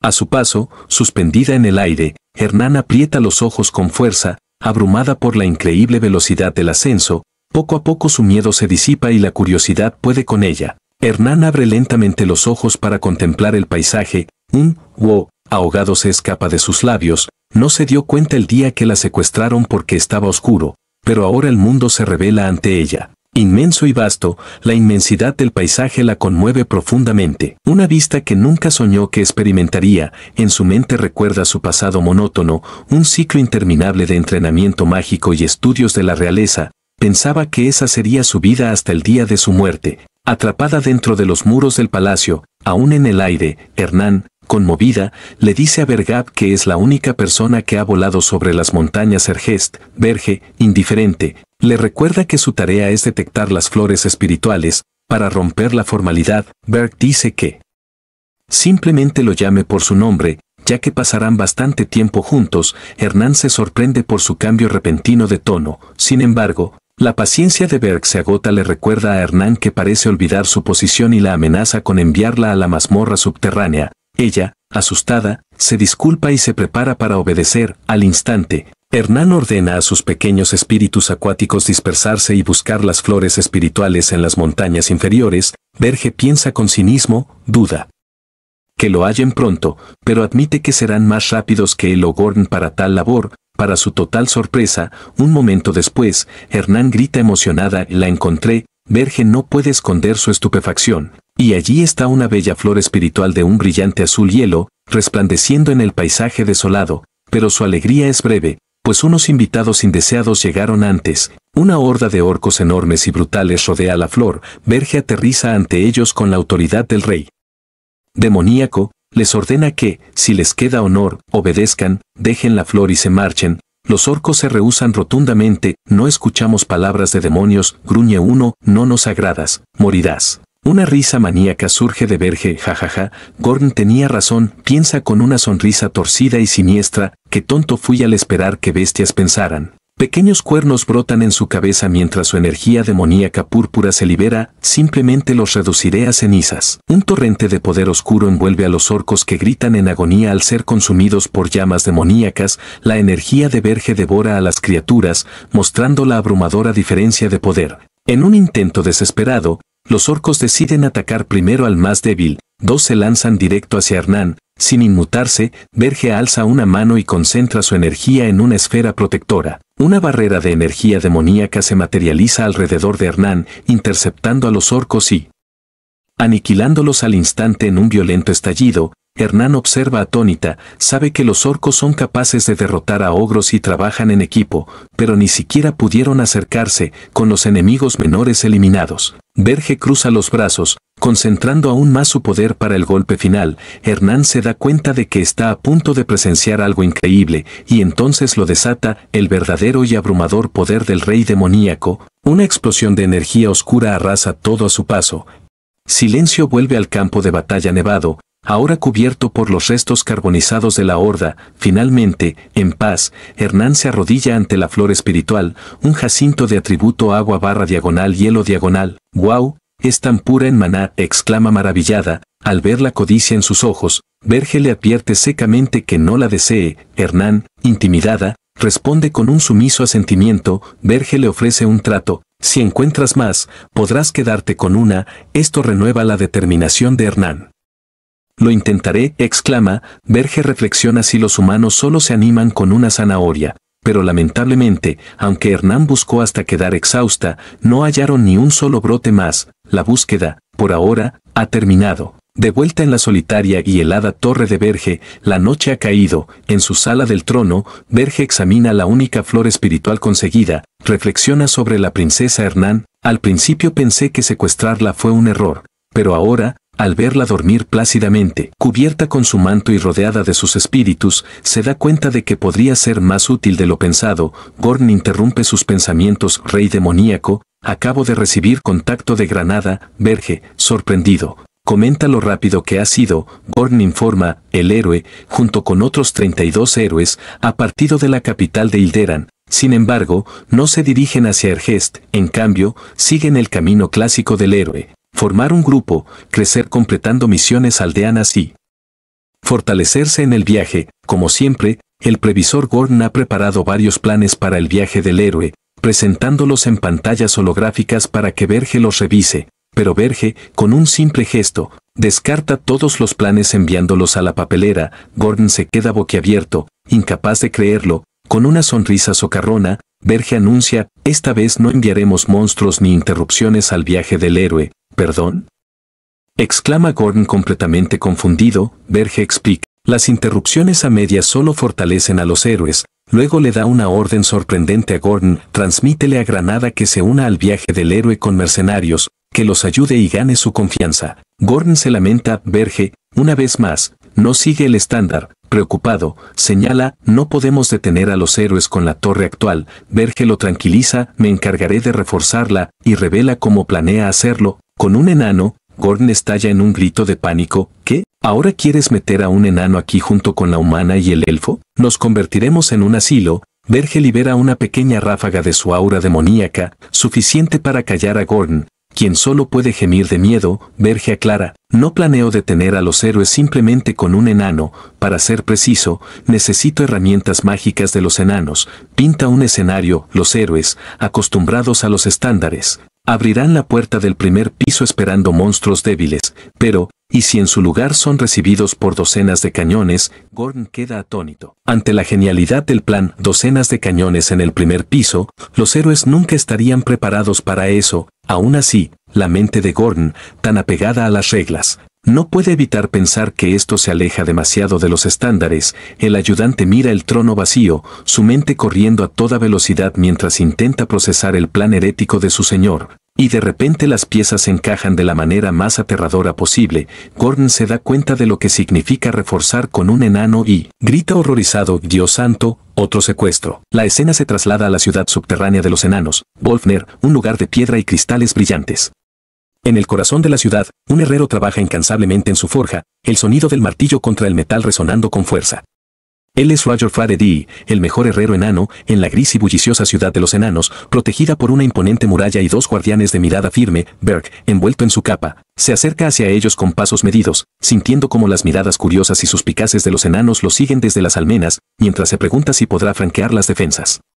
Al lograr pasar sin mayor resistencia, Berg, con un suspiro cargado de memoria, nos cuenta que en su anterior vida se enfrentó a incontables enanos, pero es la primera vez, con un pulso de extraña expectación, que viene directamente a su ciudad fortificada. Al llegar a una posada de techos bajos y aire cargado de humo y murmullos, Berg, con un gesto tranquilo, pone 5 monedas de oro en la mesa del encargado del local, diciéndole con voz serena que vino a buscar un arma, pero no sabe a dónde. dirigir sus pasos, preguntándole con interés genuino dónde está el mejor herrero de esta ciudad.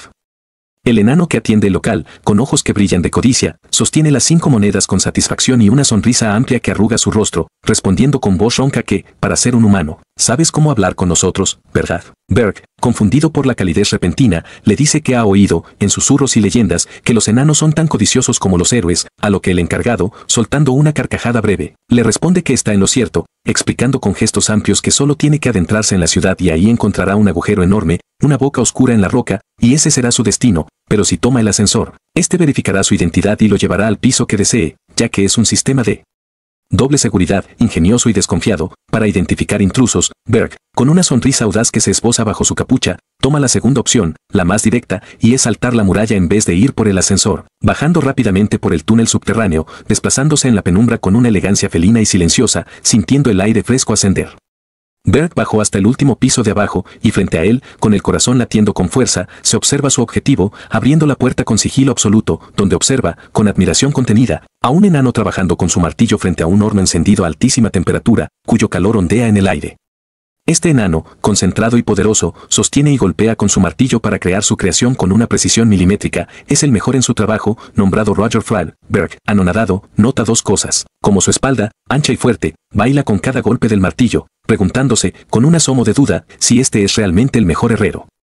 Se empieza a acercar hacia el herrero con el plan frío de obtener un nuevo aliado para su reino, moviéndose como una sombra. De repente, el golpe del martillo cesa, y el enano golpea el yunque tan fuertemente que salpica chispas del hierro al rojo, a la vez que desprende una onda expansiva de fuego puro que hace retroceder a Berg, quien se cubría de las llamas con su capa con un movimiento instintivo, sorprendido y preguntándose, con la mente en alerta, cómo lo detectó ya que bajó su nivel de energía para pasar desapercibido. De repente, el enano ya estaba en el aire, con una agilidad sorprendente, sosteniendo su martillo preparado para atacar a Berg con furia contenida.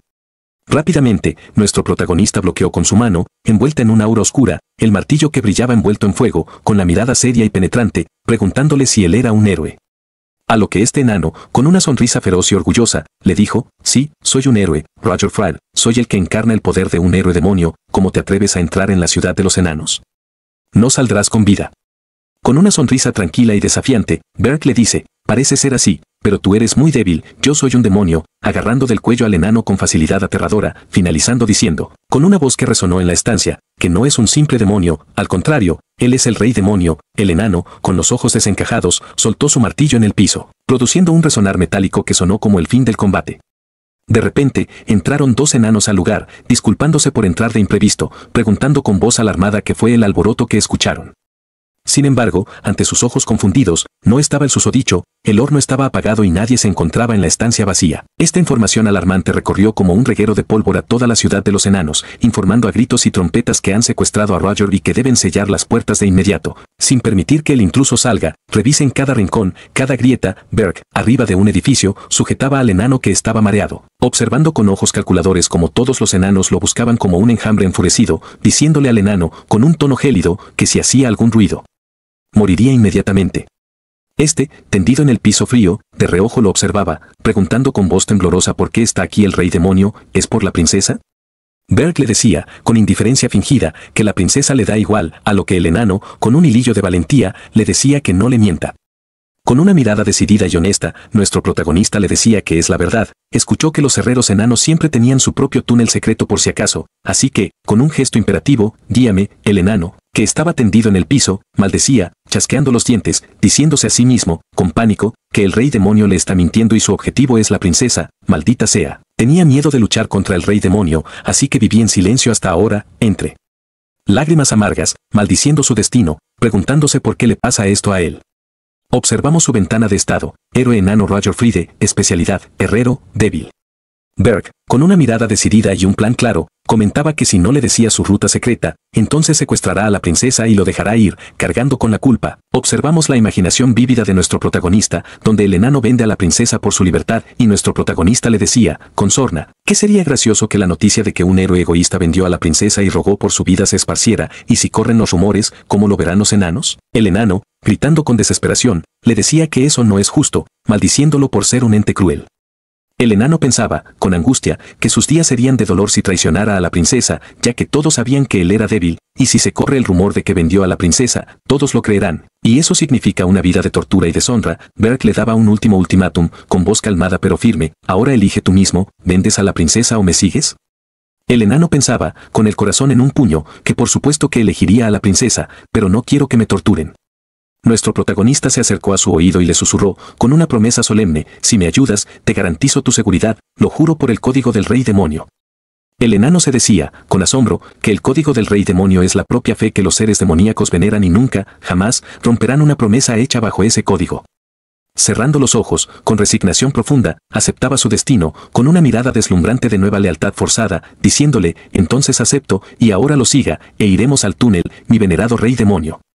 Berk le preguntaba, con incomodidad: ¿por qué pone esa expresión? Es desagradable. Ahora nos trasladamos al taller de Roger, donde varios guerreros enanos con sus hachas brillantes observaban, con rostros sombríos, el horno donde siempre estaba Roger, ahora frío y vacío. En el lugar, observamos a la princesa, nombrada Loesbert, quien observaba el metal de la espada que Roger estaba forjando con su martillo, nombrando a Roger con cariño, preguntándose dónde fue él, qué tenía que hacer su arma especial para ella. Un enano, con voz apesadumbrada, le decía que al parecer han secuestrado a Roger. La princesa, con enojo instantáneo que le encendió los ojos, golpeó una mesa y gritó: cállate.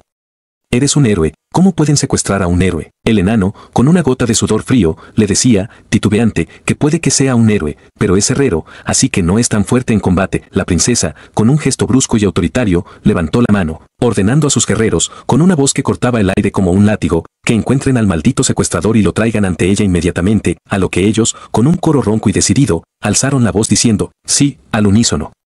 Con una sonrisa tensa y la frente marcada por venas de pura ira, la princesa advertía, con cada palabra cargada de una amenaza glacial, que si no encuentran al intruso, a todos ustedes se les arrancará la cabeza. Dejando la promesa suspendida en el aire pesado del taller, volviendo con nuestro protagonista, este cruzaba el túnel estrecho y oscuro, guiado por el enano que avanzaba frente a él. Nuestro protagonista, quien, agachado para no golpear la cabeza con la roca áspera, pasaba por él. Túnel con incomodidad, observando con creciente enojo el trasero del enano que tenía justo delante, ya que pensaba, con fastidio, que lo hacía a propósito para molestarlo.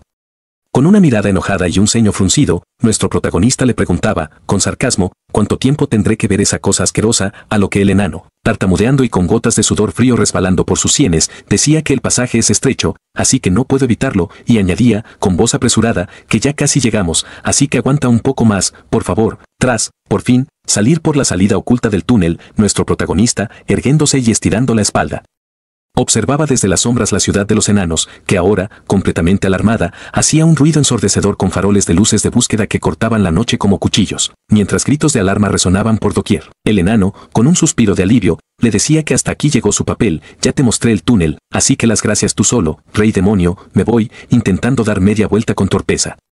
Con unos ojos brillantes y una sonrisa siniestra que se iluminó en la penumbra, nuestro protagonista desprendía su energía demoníaca de repente, una aura oscura y opresiva, y al mismo tiempo, sus alas negras como la noche se despegaban con un sonido poderoso, diciendo con voz tranquila pero aterradora: ¿de qué tonterías estás hablando?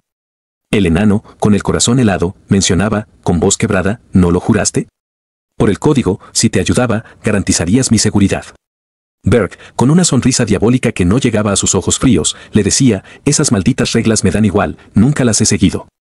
El enano, con lágrimas de terror y traición llenándole los ojos, comentaba entre sollozos: ¿qué clase de demonio loco es este? Nuestro protagonista se acercaba lentamente, con una malevolencia palpable, preguntando con voz suave y peligrosa: ¿y ahora, qué debería hacer contigo? El enano, entre lágrimas, sentado en el piso frío, pensaba con desesperación que tal vez debería haber dicho que vendería a la princesa, que cualquier opción era mejor que esta. Rápidamente, se levantó con un movimiento espasmódico y se arrodilló, golpeando la frente contra el suelo, pidiendo clemencia con voz temblorosa, diciendo: yo soy muy útil, nadie puede igualarme en metalurgia, te fabricaré cualquier arma que desees, cualquier cosa. Berk, mirándolo desde arriba, decía con curiosidad burlona: tú, un héroe, ¿cooperas voluntariamente conmigo, el rey demonio? El enano, inclinado, con una mirada decidida que escondía pánico, decía: no, no hay nada que me lo impida, siéntete libre de usarme, incluso te daré información valiosa de la ciudad de los enanos, todo lo que sé. Nuestro protagonista tenía una expresión confundida, casi divertida, diciendo: jurar lealtad hasta este punto. Bien, te tendré en cuenta. El enano, entonces, comenzaba a inclinarse y levantarse repetidamente en una muestra exagerada de sumisión, diciendo a toda velocidad, gracias, muchas gracias, larga vida al rey demonio, mientras, inclinado en el piso, pensaba con rabia silenciosa, tú, sí, demonio insensato, creías que te obedecería tan fácilmente, seré un espía, en cuanto te vayas de aquí, estarás acabado, formaré un equipo de persecución, haré que te arrepientas de haberme dejado libre, prepárate, rey demonio, en otra escena, el enano estaba en blanco, con la mente en shock, al ver un paisaje verdoso y surrealista dentro de la torre, con varios espíritus de diferentes elementos flotando silenciosamente. Observamos que el rey demonio lo había traído a la torre, al piso 4, donde éste estaba al frente de Gordon, quien estaba completamente desconcertado y con los ojos desencajados por tener a otro enano, y nada menos que a un héroe. Nuestro protagonista le decía con calma, cálmate, Gordon, pero Gordon, agarrándose la cabeza con ambas manos, decía entre gritos ahogados, estás loco. ¿Cómo puedes traer a un enano, no, a un héroe, aquí? ¿En qué estás pensando? De repente, una ventana de llamada Granal aparecía y la figura en la videollamada observaba al enano que estaba ahí, preguntando con seriedad qué tenía que informar y quién era ese enano. La princesa Lois, quien también estaba en la torre, se acercaba al enano, que seguía pálido y mudo, y ella, con una mezcla de esperanza y escepticismo, le decía, el héroe que vino a rescatarme, no eres tú, ¿verdad? El enano, con la apariencia de estar en blanco, se acercó a nuestro protagonista y, con voz quebrada, le decía, ¿por qué estoy aquí? Dijiste que me liberarías. Nuestro protagonista, con una inocencia fingida, le dijo, nunca dije nada parecido, a lo que el enano le explicaba, desesperado, que claramente dijiste que, entonces, como terminé aquí, nuestro protagonista le explicó, con lógica fría, que él quiso decir que le perdonaría la vida, nada más, en un flashback rápido. Observamos como el enano fue noqueado por un golpe preciso y rápido que nuestro protagonista le hizo en el cuello, y este le explicaba en retrospectiva que no tuvo otra opción, ya que, quien sabe qué trampa podría haber intentado en el camino, no es obvio. El enano, con una expresión falsa y forzada, soltó una risa nerviosa, una risa que se escuchaba, hueca y extraña, por todo el piso 4. Con una sonrisa intrigada, Berg le preguntaba, ¿por qué está feliz? ¿No será que está feliz por convertirse en mi subordinado? En una escena cómicamente trágica, el enano, entre lágrimas que no podía contener, decía con voz chillona, sí, por supuesto. Estoy muy, muy feliz de ser su sirviente. Nuestro protagonista, con una mirada de villano satisfecho, le decía, esa es una buena actitud y ahora te daré tu primera misión. El enano, que estaba inclinado en el piso, levantó la cabeza y le preguntó, con un hilo de voz, ¿cuál es la misión? Con una sonrisa amplia y llena de malas intenciones, nuestro protagonista le explicaba, con entusiasmo siniestro, que tiene que instalar una gran cantidad de piezas de artillería pesada en el primer piso y aplastar, sin piedad, a todos los héroes que intenten acercarse. Y eso es todo por hoy. No olviden suscribirse al canal y darle me gusta al video, vuestro apoyo es muy importante, me despido deseándoos lo mejor.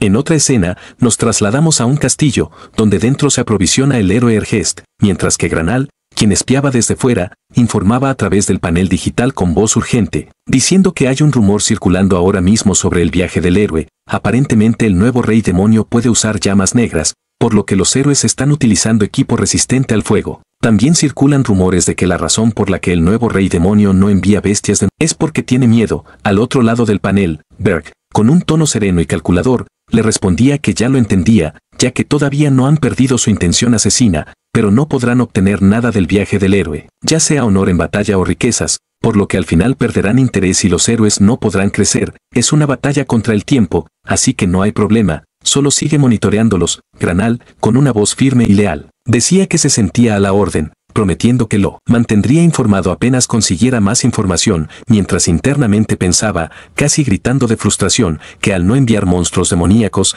este demonio conocía muy bien la naturaleza humana, y mientras avanzaba hacia la entrada del castillo, finalizaba preguntándose, con asombro y un escalofrío, si alguna vez había existido un rey demoníaco como él, alegrándose en silencio de que no fuera su enemigo. Volviendo con nuestro protagonista, este estaba explicándole al enano, con una paciencia forzada, que había una descripción y una restricción clara, que no podía usar piedras de maná semanalmente, y que no le importaba cómo remodelara el primer piso mientras cumpliera con esa única restricción. El enano dudaba, rascándose la barba con preocupación, argumentando que una trampa sin una piedra de maná seguro que no funcionaría contra los héroes, pero Berg, con un gesto de impaciencia, le decía que eso lo tenía que resolver él, explicándole con detalle, y un dejo de superioridad, que los héroes reciben amor de esta dimensión y su habilidad para percibir energía es sobresaliente, por lo que si creaba trampas usando piedras de maná, las detectarían antes de que se activaran. El enano, Aún dudoso y con la voz temblorosa, exclamaba que por favor considerara usar piedras de maná para las trampas. Berg,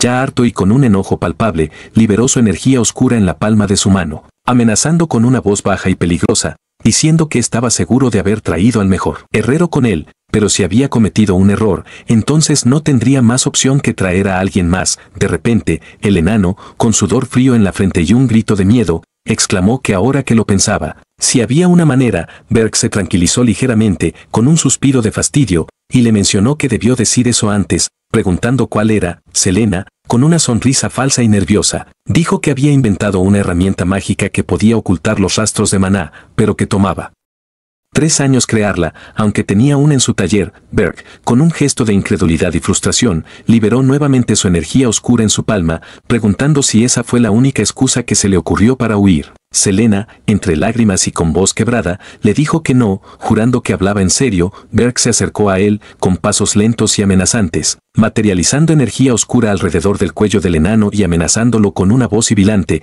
diciendo que bien, confiaría en él, pero, el enano, con los ojos desorbitados, dirigió su mirada y preguntó, aterrorizado, qué le había puesto alrededor del cuello. Berg, con una sonrisa maligna y satisfecha, le explicó que era una herramienta mágica que podía separar su cabeza de su cuerpo y que podía activarla con un gesto de su mano. El enano quedó sin palabras, con la boca abierta y una de puro terror. Berg materializó la imagen de una cabeza decapitada y, con una expresión malvada y fría, dijo que esa era una herramienta mágica que hacía que la gente no pudiera ver su rostro, y que si se la quitaba, lo consideraría como un intento de escape. El enano, con miedo visceral, gritó que no se la quitaría nunca. En otra escena, Berg visitó varios reinos, recolectando suministros y materiales de tipo maná con determinación. Le tomó aproximadamente un mes reunir los materiales necesarios, guardándolos meticulosamente dentro de su bolsillo subespacial. Ahora observamos a nuestro protagonista y al duende, quienes se encuentran en el reino de los enanos, entrando de nuevo por el pasadizo secreto de la cueva por donde pudieron escapar antes, con cautela y sigilo. En otro lugar,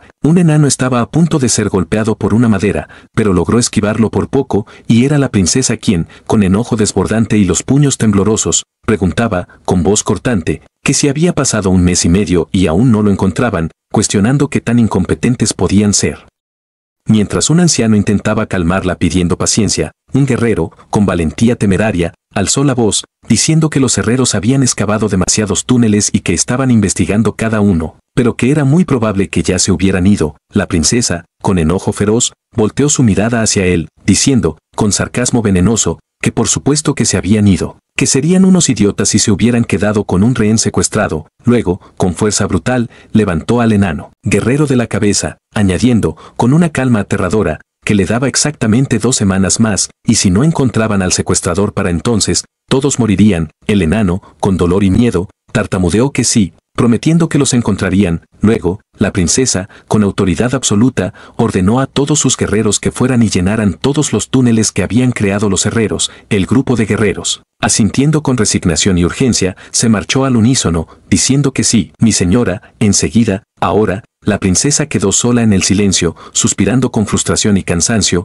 Observó un trozo de metal en el piso, que era la espada que el héroe enano estaba forjando antes de ser secuestrado, y suspiró de nuevo, con decepción amarga, diciendo que esa debería haber sido su arma. Luego, con un arrebato de furia, sostuvo el metal entre ambas manos y lo aplastó con facilidad, jurando en voz baja que el herrero enano debía seguir vivo, ya que no podía morir hasta que completara su arma. En una escena cómica y llena de tensión, justamente el herrero enano salió de su madriguera como un tejón, asomándose con cautela, mientras la princesa, alertada por el ruido, abrió los ojos con sorpresa, dirigió su mirada hacia atrás, hacia el origen del sonido, y observó al enano que salía del túnel, pero este llevaba una máscara de interferencia de reconocimiento facial activada. La princesa lo observó fijamente, murmurando para sí, con creciente sospecha, que ese era uno de sus túneles secretos que solo él conocía, lo que significaba que él era el héroe enano Lage. Con la expresión cubierta y gotas de sudor visibles, tartamudeó, con pánico absoluto, princesa, yo no quise irme. La princesa chocó ambos puños con fuerza, amenazándole con una mirada ardiente que le explicara qué le había sucedido, con un enojo que electrizaba el aire, advirtiéndole con voz cortante que no le dijera que se había escondido solo porque no quería hacer su arma. Él, entre lágrimas de pánico, le respondió que todo era un malentendido. La princesa, que ahora estaba envuelta en energía eléctrica que crepitaba en sus puños, Preguntó con sarcasmo hiriente que un malentendido no creía haber malinterpretado nada, preguntando cómo se atrevía a insultarla a ella, la princesa, declarando con furia que desde ahora era su esclavo, que forjaría sus armas por el resto de su vida. De repente, se acercó hacia él con pasos rápidos, levantando el puño cargado de poder, añadiendo con voz glacial que, pero antes de eso, lo castigaría por huir. Él, entre lágrimas de desesperación, exclamó que lo perdonara. Acto seguido, una explosión oscura y repentina salió del túnel, haciendo retroceder a la princesa varios metros con fuerza.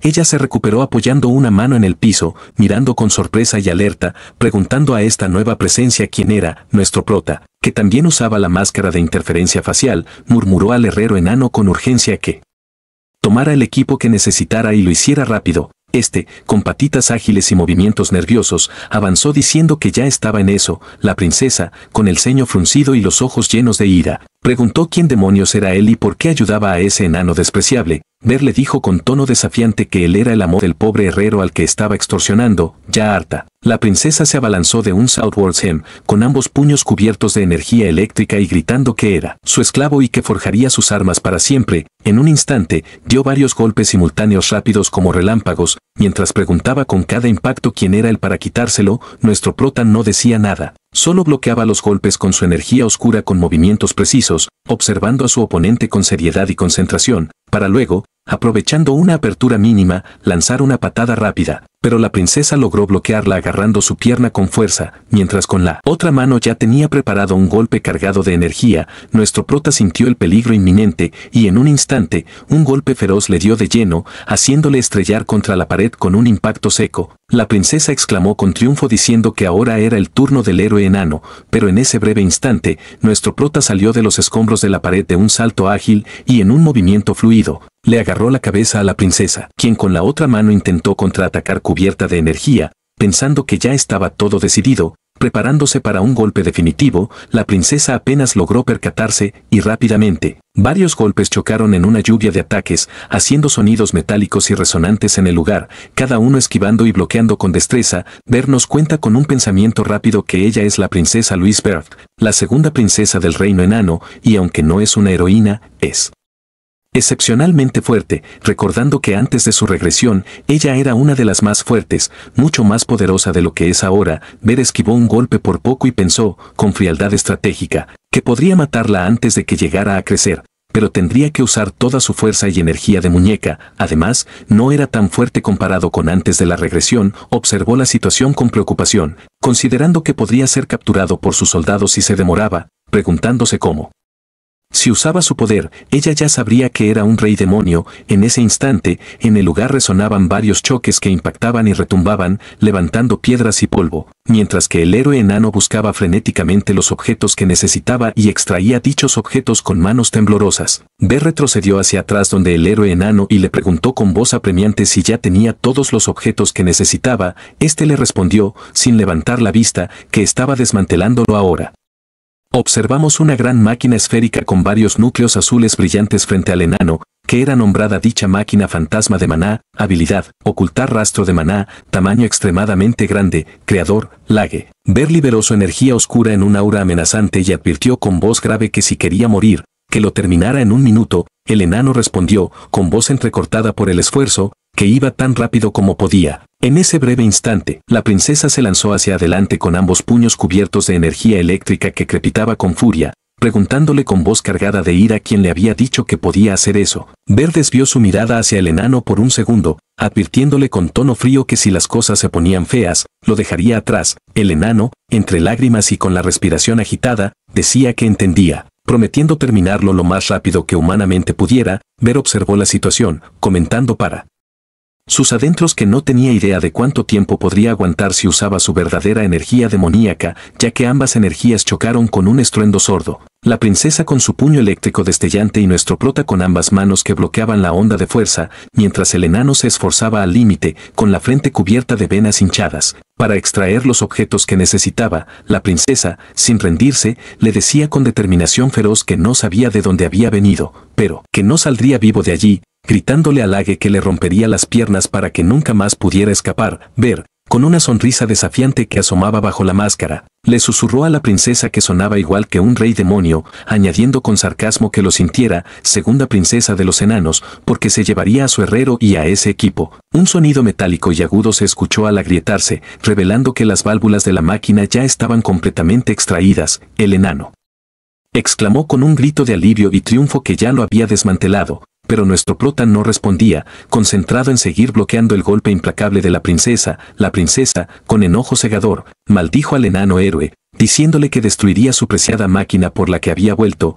ya que ella no era alguien paciente y lo vencería. Nuestra prota abrió los ojos de repente, detectando una apertura mínima en la guardia de la princesa, y rápidamente dio una patada precisa en su estómago, haciéndole escupir el aire con fuerza, cuyo impacto la hizo chocar violentamente contra la pared del lugar con un golpe seco. Rápidamente, abrió su bolsillo subespacial. Nuestra prota advirtió al enano que se levantara de allí de inmediato. En ese instante, la princesa, ya con los ojos en blanco de puro enojo, se levantó tambaleante, exclamando que ese ataque era inútil contra ella. Pero al ver frente a sus ojos, no encontró nada, ni la máquina esférica ni a sus enemigos. En ese instante preciso, los soldados llegaron corriendo, preguntando con voces entrecortadas qué estaba pasando. Ella volteó su mirada lentamente, llena de desprecio, diciéndoles que llegaban tarde. Después de que todo hubiera terminado, señaló el túnel con un dedo tembloroso y gritó que Lage había escapado, ordenándoles que lo persiguieran por el túnel. Pero dicho lugar, señalado con furia, fue cubierto de una explosión de escombros y polvo que selló la entrada.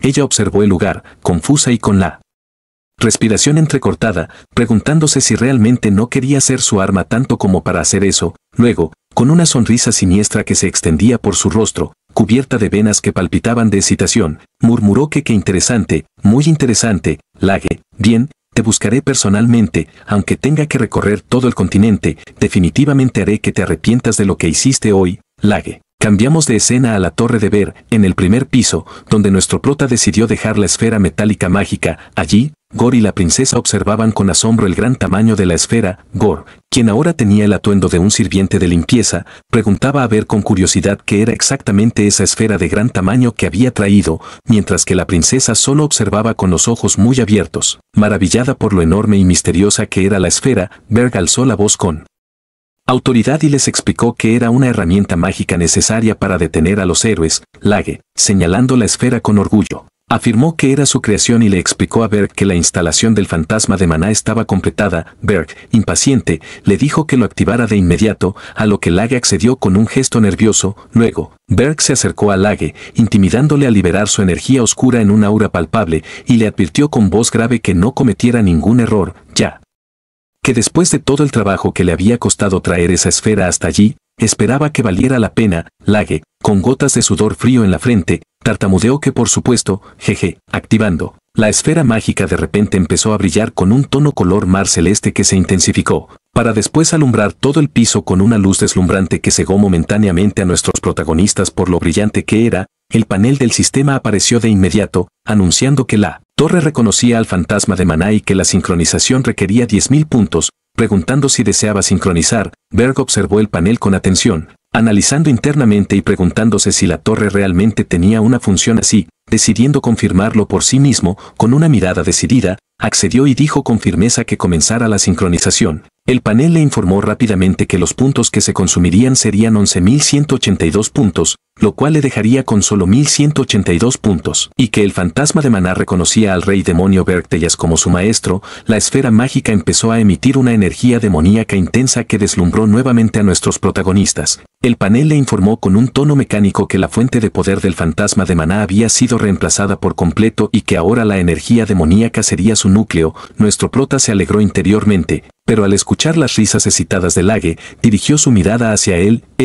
Que estaba feliz con los ojos brillantes de emoción, comentaba alzando la voz que no era él, que jamás había imaginado algo como fusionarlo con la torre, y que el cambio de fuente de poder de maná a energía demoníaca era un descubrimiento de otro ciclo, algo revolucionario. Berg cerró las puertas del primer piso con un gesto serio y le dijo a la princesa que intentara usar cualquier tipo de magia. Ella, con una sonrisa juguetona, preguntó si realmente podía hacer eso. Berg asintió con calma, diciéndole que sí, que usara lo que quisiera. De repente, la princesa, con una sonrisa traviesa, levantó las manos y drásticamente creó una esfera mágica que combinaba todos los tipos de elementos de magia con la ayuda de los espíritus. Gorn se preocupó al instante, ya que acababa de limpiar la torre minuciosamente, se agarró la cabeza y gritó un rotundo no de desesperación, pero nuestro prota permaneció en calma mientras abría la puerta del primer piso, comentando que el uso de maná dentro de la torre era una energía condensada, pero que afuera de la torre sería lo mismo. Salió de la torre,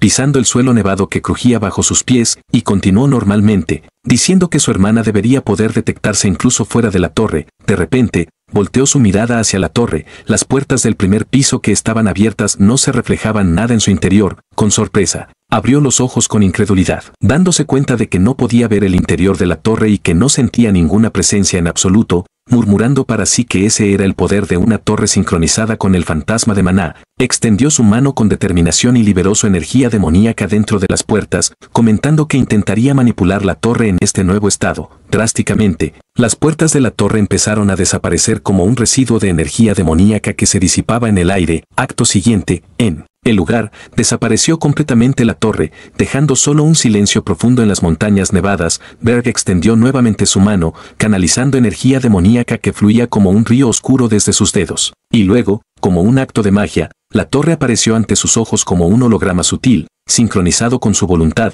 materializándose lentamente desde la nada hasta recuperar su forma sólida. Con una mirada de asombro y satisfacción, se preguntó para sí mismo si entonces podía ocultar la torre como él quisiera. El panel del sistema apareció de inmediato, informándole que sus puntos de energía demoníaca eran 1182, igual a 137 puntos de maná convertidos. Con una sonrisa astuta, comentó que gastar puntos de energía demoníaca era difícil de usar de inmediato, pero que sin duda sería útil a largo plazo. Con una mirada de éxtasis puro, el enano suplicaba a nuestro prota que lo dejara estar un poco más con su creación, preguntando con voz temblorosa de emoción si podría separar el dispositivo y la torre, quiero decir, si podría examinarlos más a fondo, abrazando fuertemente la esfera mágica de metal como si fuera un tesoro. Continuó diciendo que nunca había oído ni visto algo así en toda la historia, pasada o presente, rogando por favor que lo dejara examinar este descubrimiento histórico. Berg quedó preocupado por lo energético y obsesionado que estaba su herrero, ya que tenía otros planes para él,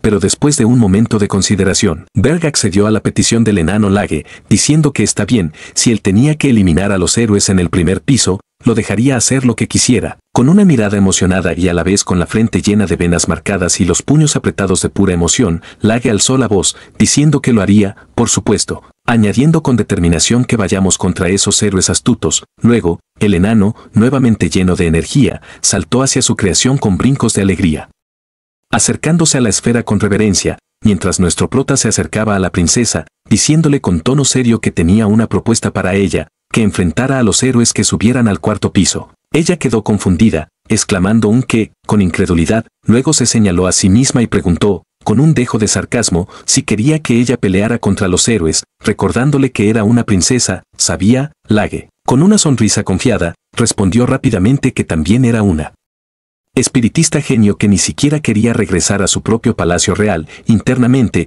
nuestro prota se decía que tal vez fuera poco razonable asignarle un papel así, pensando que, bueno, era una princesa inocente que no sabía cómo funcionaba el mundo, así que traicionar a lo suyo sería complicado. De repente, la voz de la princesa lo interrumpió. Ella, quien tenía una mano en la barbilla en actitud pensativa y la otra mano que invocaba las energías de los diferentes elementos mágicos en un pequeño torbellino de luz, murmuraba con curiosidad con qué lucharía, fuego, agua o roca. Berg quedó sorprendido, internamente pensando que entonces sí los traicionaría. Con una mirada seria, nuestro prota le explicó detalladamente que solo necesitaba desconcentrar a los héroes, que bastaba con revelar que era su enemiga, y que si todo salía bien, volvería a concederle lo que quisiera. Con una mirada astuta y calculadora, ella comentó que estaba bien, que buscaría una oportunidad, pero que tenía una condición, que la presentara no como una princesa, sino como subordinada del rey. Demonio, Berg se sorprendió, encontrándolo interesante, y aceptó de inmediato, diciendo que eso era fácil de hacer.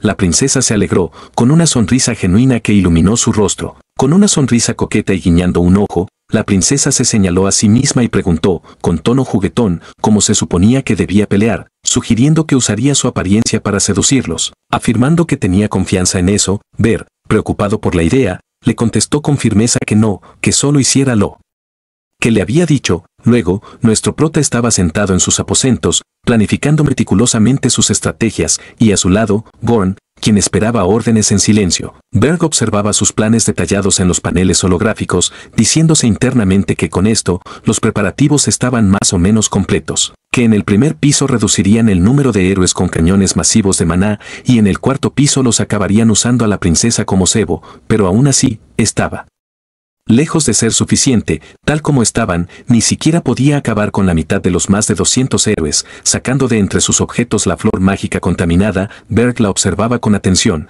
diciéndose a sí mismo que entonces tendría que hacerse más fuerte por su cuenta, pensando que las flores espirituales contaminadas por energía demoníaca eran especialmente efectivas contra demonios, y que tendría que recolectar más, observando los atributos de la flor en el panel: atributo hielo-agua, flor espiritual elemental, estado contaminada por energía demoníaca. Luego, Berg se comunicó por el panel para decirle a la princesa que salieran. Momentos después, los observamos a ellos, quienes estaban afuera, al parecer buscando más flores mágicas, pero lástimamente no encontraron nada. Berg dirigió su mirada a ella, comentando con frustración que ya era la tercera vez, tal vez solo tuvieron suerte la última vez, murmurando que los espíritus eran inútiles. El espíritu de agua, ofendido, inmediatamente jaló los pelos de Berg como una nube enfurecida que daba golpes en el pecho con enojo. La princesa, cabizbaja, comentaba que esto era extraño. De repente, una nueva presencia, que tenía un aura de sumisión, se acercó frente a nuestro protagonista. Observamos que es un orco con barba desaliñada y una apariencia impotente.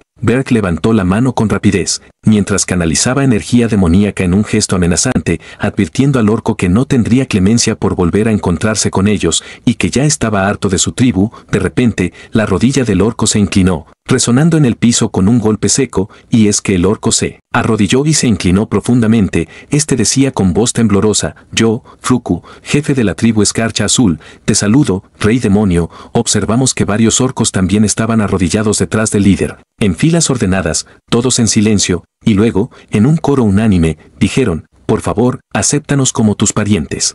Berg lo pensó por un momento, con la energía demoníaca aún brillando en sus manos, y preguntó con tono directo si quería que los aceptara como sus parientes. El orco, cabizbajo e inclinado en sumisión, respondió con voz grave que sus ancestros eran demonios que habían traicionado al reino demoníaco, cargando con ese pecado original, por lo que le rogaban que les concediera el honor de servirle. Rey demonio, con una mirada seria y penetrante, Berg canalizó su energía demoníaca en un punto concentrado, en forma de amenaza sutil, exclamando que bastaba con las palabras bonitas, que al final solo querían volverse más fuertes convirtiéndose en parientes del rey demonio, no en comparación con las flores espirituales, ya que la energía demoníaca se adaptaría mejor a sus cuerpos robustos. El orco respondió, levantando ligeramente la cabeza, admitiendo que si él ya lo había visto todo, entonces no tenía sentido dudar. Dirigió su mirada a uno de sus vasallos y ordenó con voz firme que trajera el objeto. Este vasallo mostró una caja ornamentada y la abrió con cuidado, revelando dentro 3 flores relucientes y mágicas que tenían diferentes colores: rojo intenso, lila vibrante y celeste brillante. Berg sostuvo la caja con sorpresa genuina, exclamando que con razón no podían encontrar más flores espirituales. Elogiando al orco por hablar con fluidez y planificar con inteligencia, incluso en negociación, algo inusualmente raro para un orco, el orco respondió con orgullo contenido que para sobrevivir en esa tierra tan dura, su tribu ancestral había valorado la sabiduría más que la fuerza bruta. Berg dejó la caja en las manos de la princesa, quien la sostuvo con curiosidad, mientras él se ponía adelante y preguntó, cruzando los brazos, si entonces habían venido a buscarlo para volverse más fuertes. Porque les faltaba fuerza. El orco, que aún estaba inclinado, rompió su silencio con voz quebrada, admitiendo que era por la tribu, por el futuro que querían. Berg sonrió al ver la fortaleza y determinación del orco, murmurando para sí mismo que lo mismo, sabiduría sobre fuerza, qué interesante. Luego, con una sonrisa astuta, levantó la mano e invocó un sello intrincado con su energía demoníaca, declarando que los aceptaría como sus familiares, pero solo a él, a Fruku. De repente, el líder de los orcos fue imbuido por un torrente de energía demoníaca que lo envolvió. Sus pupilas se volvieron negras como la noche, mientras su poder se fortalecía visiblemente. Un sello de dragón oscuro y brillante apareció en su pecho, latiendo con una luz tenue. Berg le decía con voz autoritaria que recorriera los campos nevados y hiciera crecer a su tribu con sabiduría. Los cuernos del orco crecían y se retorcían con nueva forma, y Berg le añadía que esperara sus órdenes, prometiéndole que habría Una recompensa mayor, que su tribu sería eterna bajo su mando. La transformación fue concluida y observamos al orco con una apariencia renovada y musculosa, cuernos imponentes, pupilas negras y profundas, brazos fuertes como troncos, con energía demoníaca que desbordaba del sello del dragón en su pecho, impregnando todo su cuerpo. Observamos su estado actualizado, Fruku, raza orco, estado, pariente del rey demonio. El orco se inclinó nuevamente, con un grito agradecido y lleno de devoción, dirigido a nuestro prota, diciéndole que dedicarían su lealtad absoluta a usted, rey demonio. Acto siguiente, sus demás vasallos orco, como un eco al unísono, prosiguieron gritando con voces rugientes que dedicarían su lealtad por siempre. En la torre de Berg, el viento helado de la nieve caía afuera y el ejército del rey demonio estaba casi completado. Afuera de la torre estaban los orcos, quienes sostenían hachas, lanzas y espadas con determinación, y en el primer piso estaba el héroe Lage, junto a 60 cañones de maná alineados, y en el cuarto piso, la princesa con sus 4 espíritus elementales flotando a su alrededor. Lage observaba en los paneles holográficos a cada uno de ellos, sentado en su trono con expresión seria, comentando para sí mismo que todas las piezas estaban en su lugar, convocando mentalmente a los héroes, jurando que les haría pagar la humillación de su vida pasada. En otra parte del bosque, la nieve caía suavemente, cubriendo el paisaje en un manto blanco. Un guerrero de armadura brillante agradecía a Granal, ya que por fin habían llegado a su destino. Este asentía con la cabeza, nombrando a ese guerrero Illan. Este guerrero, quien detrás de él tenía varios magos, espadachines, granaderos, escuderos y todo tipo de aventureros, alzaba la voz con triunfo, anunciando que por fin habían llegado a las montañas Ergest, que ya estaban a la vista. Y eso es todo por hoy. No olviden suscribirse al canal y darle me gusta al video. Vuestro apoyo es muy importante. Me despido deseándoos lo mejor.